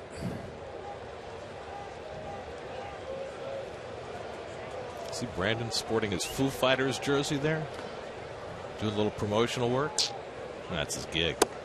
Inside, and it's 2-2. In case you don't know, if you haven't been to the ballpark, Brandon is one of the in-game hosts on the scoreboard here at Citi Field. There he is. Does a terrific job. They work hard out there all 9 innings.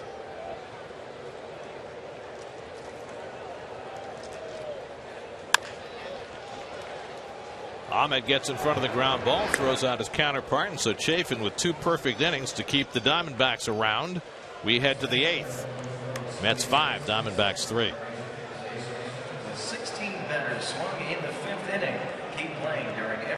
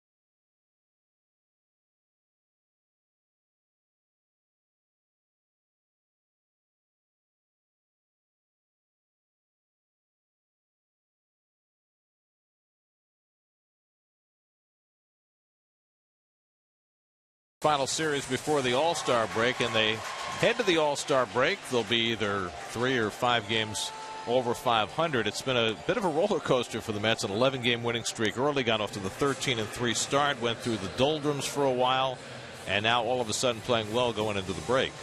Well, I think the things that come to mind is the resiliency of this ball club, and they've been streaky and got off quick, but I think the bullpen really stands out in my mind, and I think a lot has to do with Terry Collins.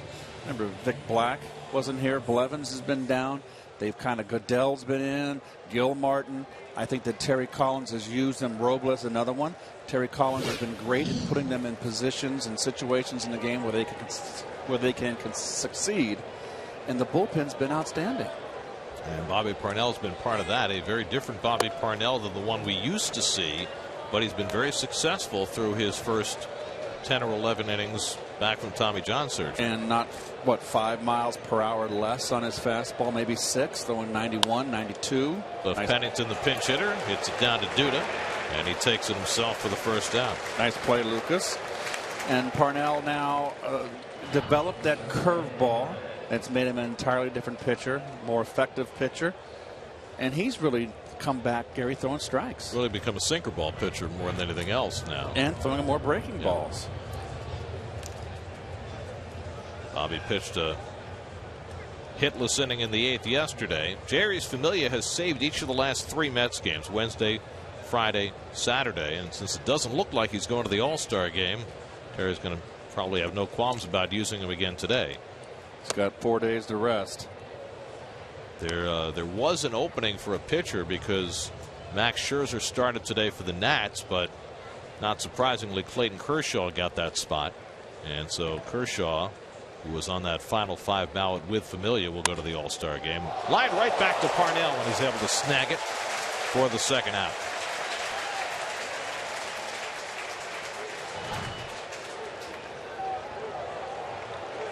Well done.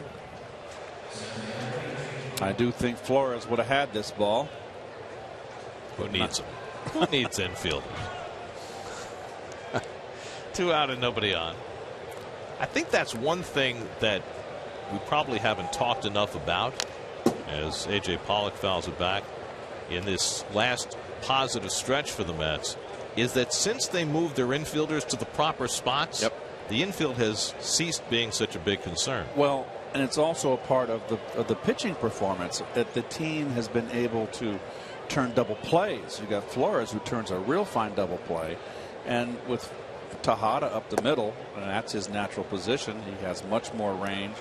And Flores, as we said, goes better to his right than his left.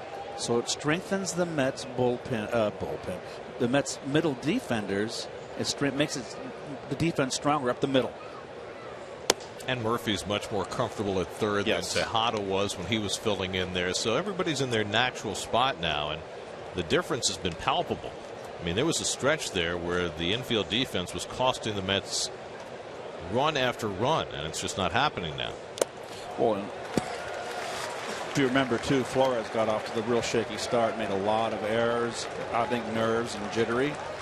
Being at shortstop, made a lot of errors early in the year. He's since settled down. 2-2 to Pollock. And a check swing foul. Big out here for Parnell because you got Paul Goldschmidt standing on deck, who would come to bat as the tying run if Pollock gets on.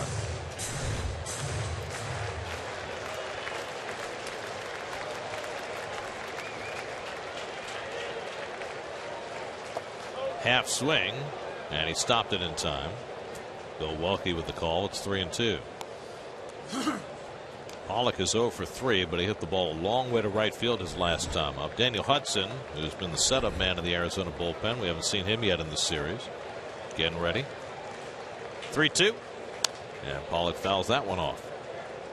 So Parnell has become more now of a veteran pitcher, Garrett. It's always fun to watch the transformation. He's got movement on his fastball. He's much more control with 2 of his pitches, both of his pitches. 8th pitch of the at bat to Pollock. And he walked him, and Goldschmidt will come to bat as the tying run. Well, that's something that you got to just be mad at yourself for doing, but you got to forget about it. This is the out you need to get. Well, Goldschmidt has been mostly held in check in this series, but he went the other way and hit a home run against John Neese in the fourth. His only hit in 10 at bats in this series. But he could tie the game with one swing, and a big out for Parnell. Goldschmidt 0 for 3 in his career against Bobby. And he takes a fastball for a strike. 94 from Parnell. That's about as hard as he's thrown since he's come back.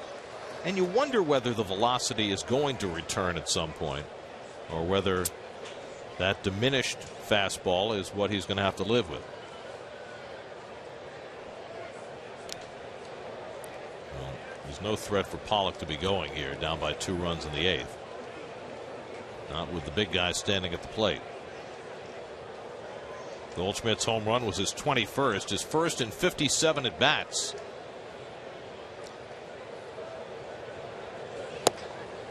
Ball and a strike. 94. It's a big out right here. Parnell put a little something extra on it. Monty Tomas would be next.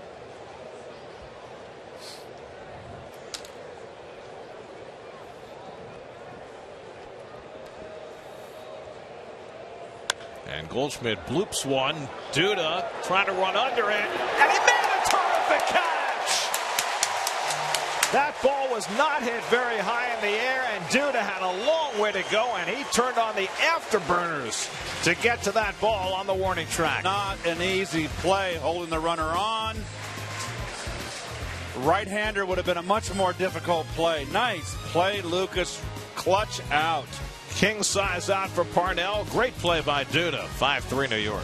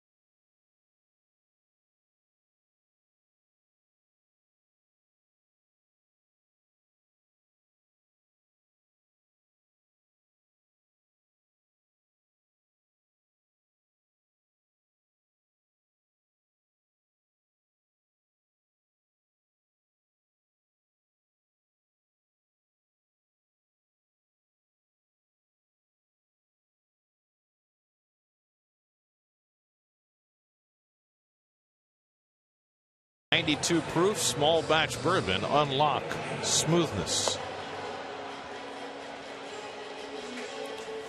Bobby Parnell with a huge out, getting Paul Goldschmidt with some help from Lucas Duda. Got him on a fastball in, pounded him in, and there's Daniel Hudson off of Tommy John, having a terrific season. And in 2011, in 33 starts when he was a starter, he went 16-12 for Arizona. He had 2 Tommy John surgeries and a shoulder problem in between. Now he's been resurrected as a reliever, and he's averaged almost a strikeout per inning. Jerry's Familia getting ready for another save chance. Danny Muno will pinch hit for the Mets. Muno, who was just called back the other day when Steven Matz went on the DL. His 5th go-around with the Mets already this year. You see his big league numbers, hitting .083 Muno, then Lagares and Granderson as the Mets look for some insurance in the bottom of the 8th. Mets won a pair of 4-2 decisions the last 2 days, 5-3 today. And Hudson threw it by Muno, 1-1. Hudson, the 5th Arizona pitcher on the day. Andrew Chafin did a terrific job in relief, retired 6 in a row.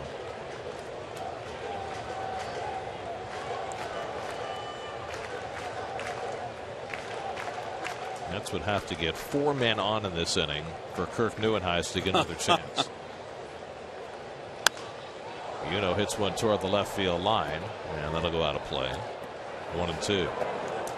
If you were just tuning in, you've missed a lot.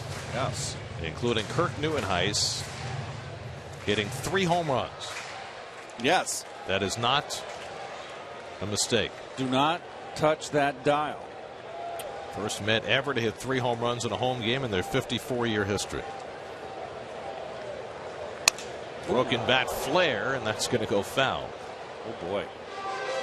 That's a serious saw-off. Danny winds up with just a shard in his hands. I've been told there's no dials anymore. Don't touch that remote. Oh boy. It's happened. Oh, you get recoiled when you get jammed like that. It knocks you back on your heels.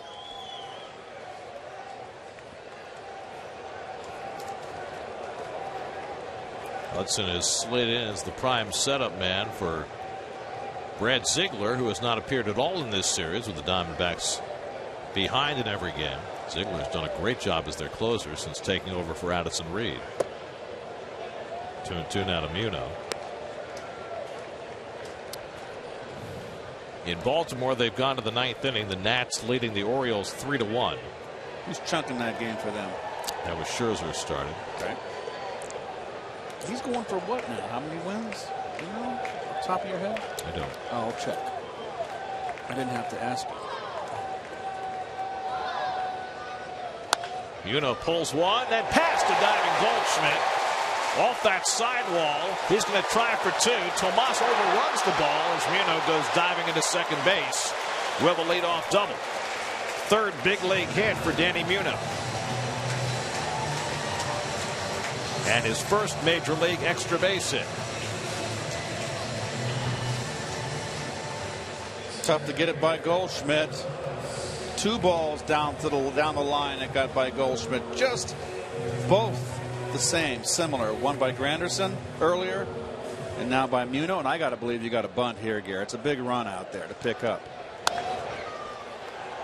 And Muno's going to be hustling. He's going to be smelling too. He saw the ball hit that sidewall and carry him out to Tomas, so he knew he was going to have to turn it on, but Tomas wound up overrunning the ball. So we'll see what the Mets do with Lagares, who's 1 for 3 today. And he is not bunting. And, you know, Met position players have been so awful at sacrificing this year that it makes sense that Terry would go a different way. Or Met position players have 2 sacrifices this season, both by Wilmer Flores. They have been abysmal, but maybe give him 1 swing, 1 strike, and then I'm sorry. Your professionals get the bunt down. That's a huge run out there at second base.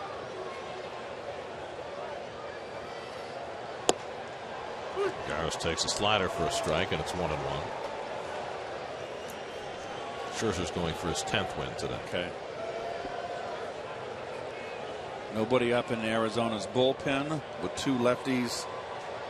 They've already used all their left-handers anyway, and Perez and Chafin, so they're all the more reason I feel to bunt here, but it's not going to happen. The last Mets sacrifice bunt by anybody, pitcher or position player, June 19th. So it's been more than 3 weeks since the Mets had a sacrifice bunt.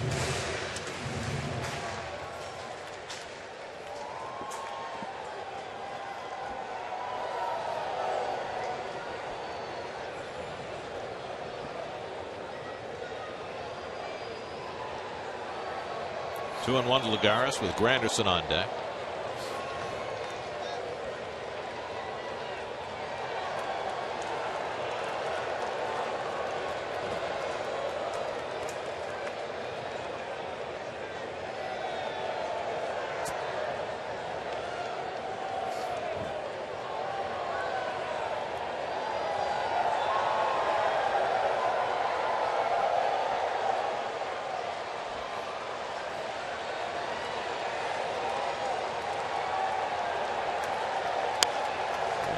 Lagares pulling one foul. In Chicago today, Jake Arrieta for the Cubs is shutting out the White Sox in the 5th, and he's hit a home run. It's contagious. It's becoming, Major League Baseball is becoming like Little League. The big kid who shuts you out and hits a home run.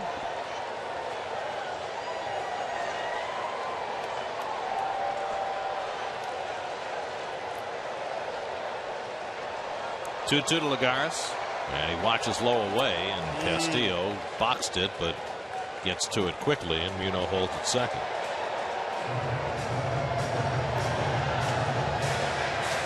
The Marlins wallop the Reds for the second straight day, 8-1. They beat up on Johnny Cueto. It's been an unfortunate year for the Marlins in a lot of ways. They lose Stanton to a broken hand. Last night they lose D. Gordon to a dislocated thumb. Those are their 2 All-Stars, and neither one will go to the All-Star game.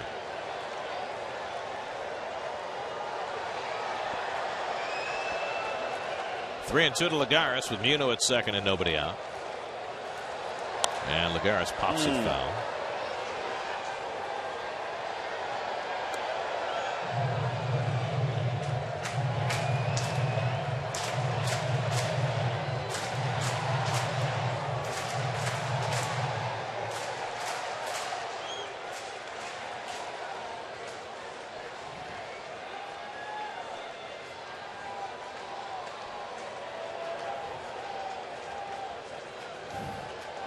Long turn at bat here for Lagares, trying to at least move Muno over. 7th pitch coming. And he just got a piece of that one. They had a high-powered pitcher's duel in Cleveland today between Sonny Gray and Corey Kluber. Oakland shut out Cleveland 2-0. Gray got his 10th win. What a first half he's had.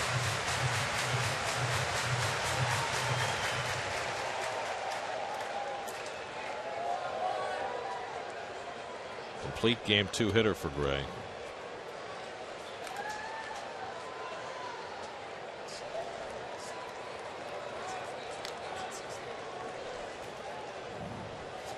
Again the 3-2, and he struck him out. So Hudson strikes out Lagares, who's unable to advance the runner, and that's the first out of the inning. High fastball, belting up and giving Lagares trouble.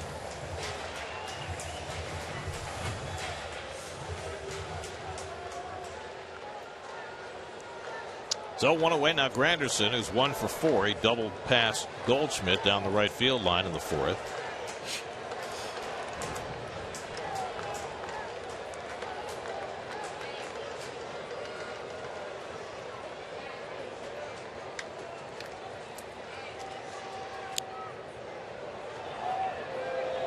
Be sure to tune in Saturday when the Mets meet the Cardinals, beginning with Verizon Fios pregame at 6:30. Catch all the action right here on New York's home for baseball, Pix 11. It's a nice series to look forward to. Nice road trip to look forward to. St. Louis and Washington, 2 first-place teams. Then the Mets come home to play the Dodgers, another first-place team. Change up in for a strike to Granderson. So what has been a tough July schedule gets tougher after the All-Star break. Mets trying to go into the break with 7 wins in their last 9 games if they can hold on to this one today. Mets have a chance with the win today to go 47-42, 5 games over 500. Last year they were 5 games under at the break, 45-50. 0-2 to Granderson.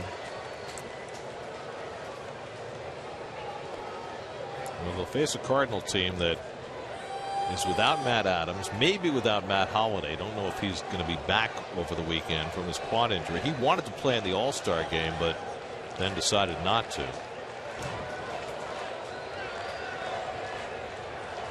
So I don't know what that means for his availability starting on Friday. Here's the 0-2. And Granderson out on strikes. Castillo throwing behind the runner, but Muno gets back. So back-to-back strikeouts for Hudson as he gets Granderson for the second out. He does throw hard. Swings harder now than he did when he was a starter, and that stands to reason. Well, you know, when they get Tommy John surgery and they get that new tendon from the leg and it's anchored in, and then part of the rehab, which is perfectly legal, is because you got to build the tendon back up, is steroid injections, and it's going to make you stronger. They'll walk Murphy intentionally to get to the right-hand batter, and you know, going from starting to relieving, you don't have to hold anything back, so velocity tends to go up. So Murph will get on base for the third time today with the intentional pass. This will be the 6th walk for Arizona pitching in this game. And Flores will bat with 2 men on.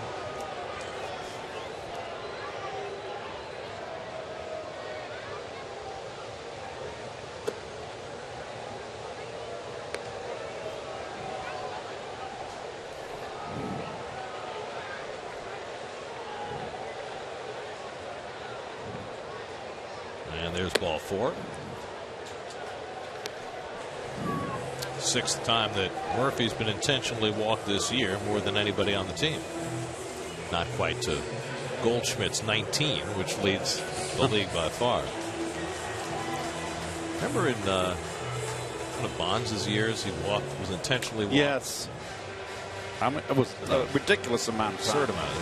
I think it was 100. Was it 125 times he was intentionally walked? Something absurd like that. Yeah, it was off the charts. Nothing like that anymore.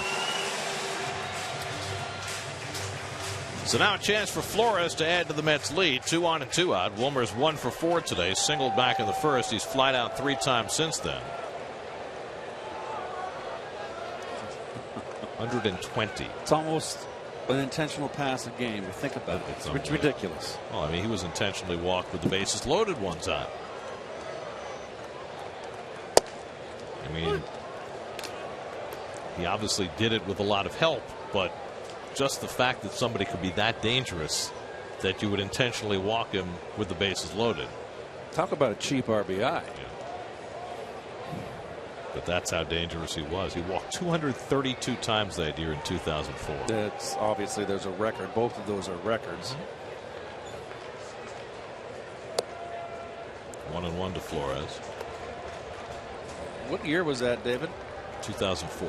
And how many at bats did he get that season, Dave? With the 200+ walks, not plate appearances, at bats. 373. Didn't get 400 ABs. Oh. How many home runs did he hit that year?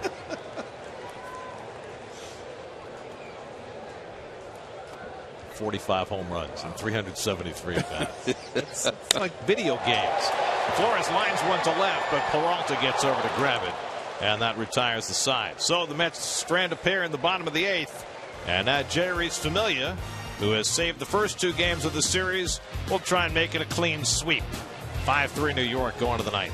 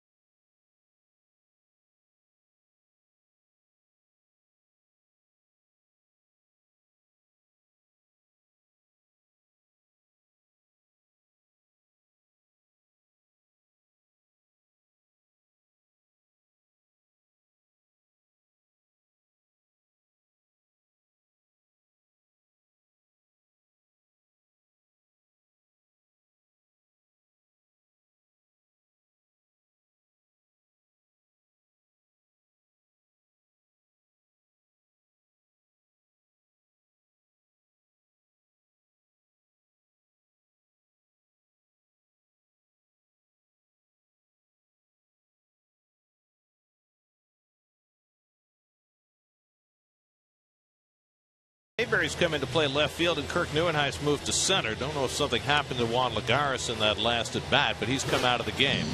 Now they're telling us it's a cramp in Lagares' calf, so that's why he's come out. Meanwhile, Jeurys Familia, who has saved each of the last 3 games for the Mets, tries to make it 4 in the last 4 games. And you see his 41st appearance, almost half the games. And he has been everything you've ever wanted of a closer, and it's a shame he's not on the All-Star team. Got the save Wednesday in San Francisco. Despite after Bobby Parnell gave up a run in the 9th. He gave up a run himself on Friday night after being asked to protect a 4-1 lead. Then pitched a 1-2-3 inning yesterday.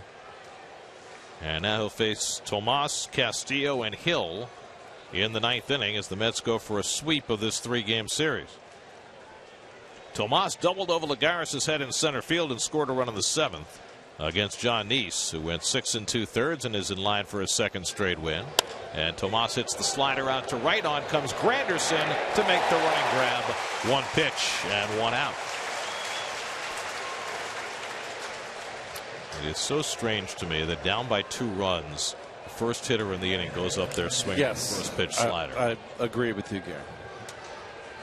I mean, the game's been played for 150 odd years, and when you're down 2 runs in the 9th inning, all that matters is that that first guy get on base. And it's just one if it's going to be coming from the skipper, you know, if he gives him the green light.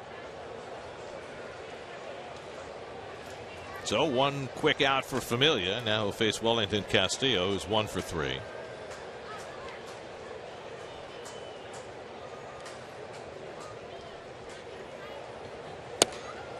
By the way, in Baltimore, Max Scherzer is pitching in the bottom of the 9th, trying to complete what is a 3-1 lead for the Nats in Baltimore.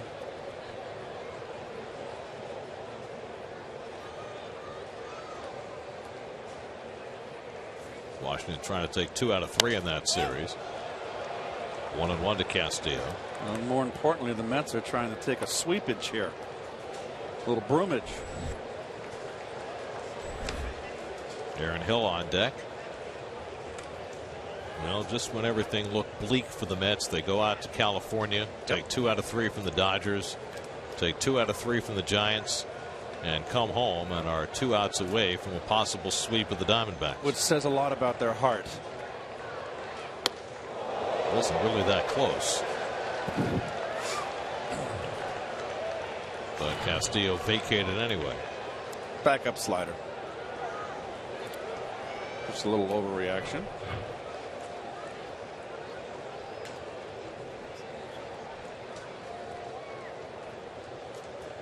Two and 1 to Wellington Castillo. And now 3-1. And the last thing Familia wants to do is walk anybody here in a 2-run game. Jonathan Neese having to sit defenseless, incapable of anything, and just watch and hope that Familia can get his 27th save and he can get his, what, 4th win, 5th win? And that's ball 4. And so the Diamondbacks will get the tying run to the plate here in the 9th with Aaron Hill coming up.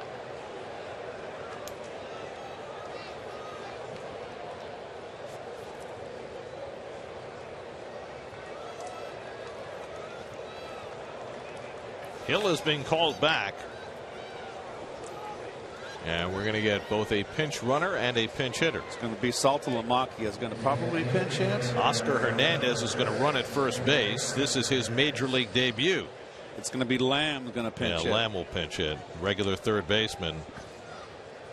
So Oscar Hernandez, who's a catcher who had been hurt most of the year, makes his major league debut as a pinch runner. Don't get picked off.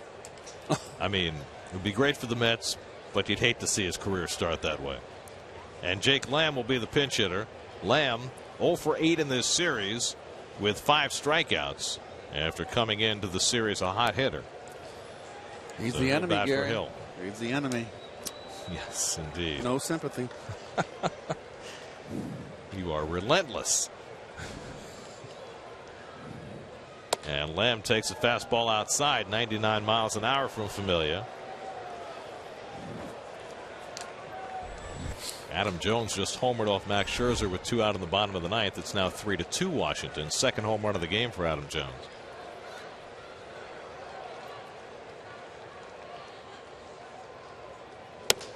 And now 2-0 to Lamb. So it's getting a little dicey for Familia. David Peralta, who homered off Matt Harvey yesterday, is on deck.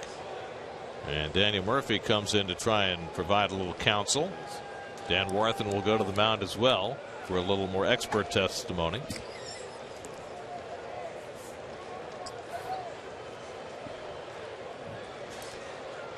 New York Mets baseball is brought to you by your Tri-State BMW centers, by Optimum Wi-Fi, by the Acura It's That Kind of Summer event, by United Airlines, the world's most flyer-friendly airline. Fly the friendly skies.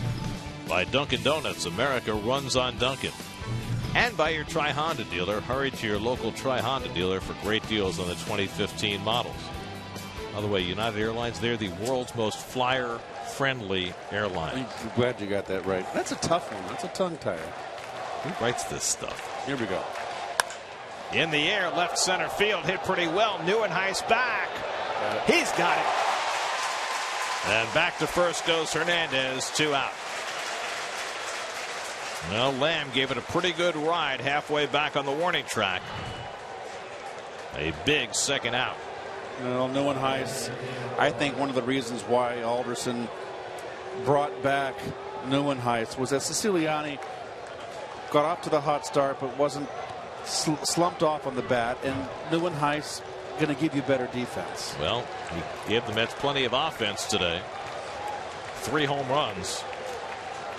And now Familia trying to make it stand up. He's got 1 more out to get against a dangerous hitter, David Peralta, who singled in a run in the 7th.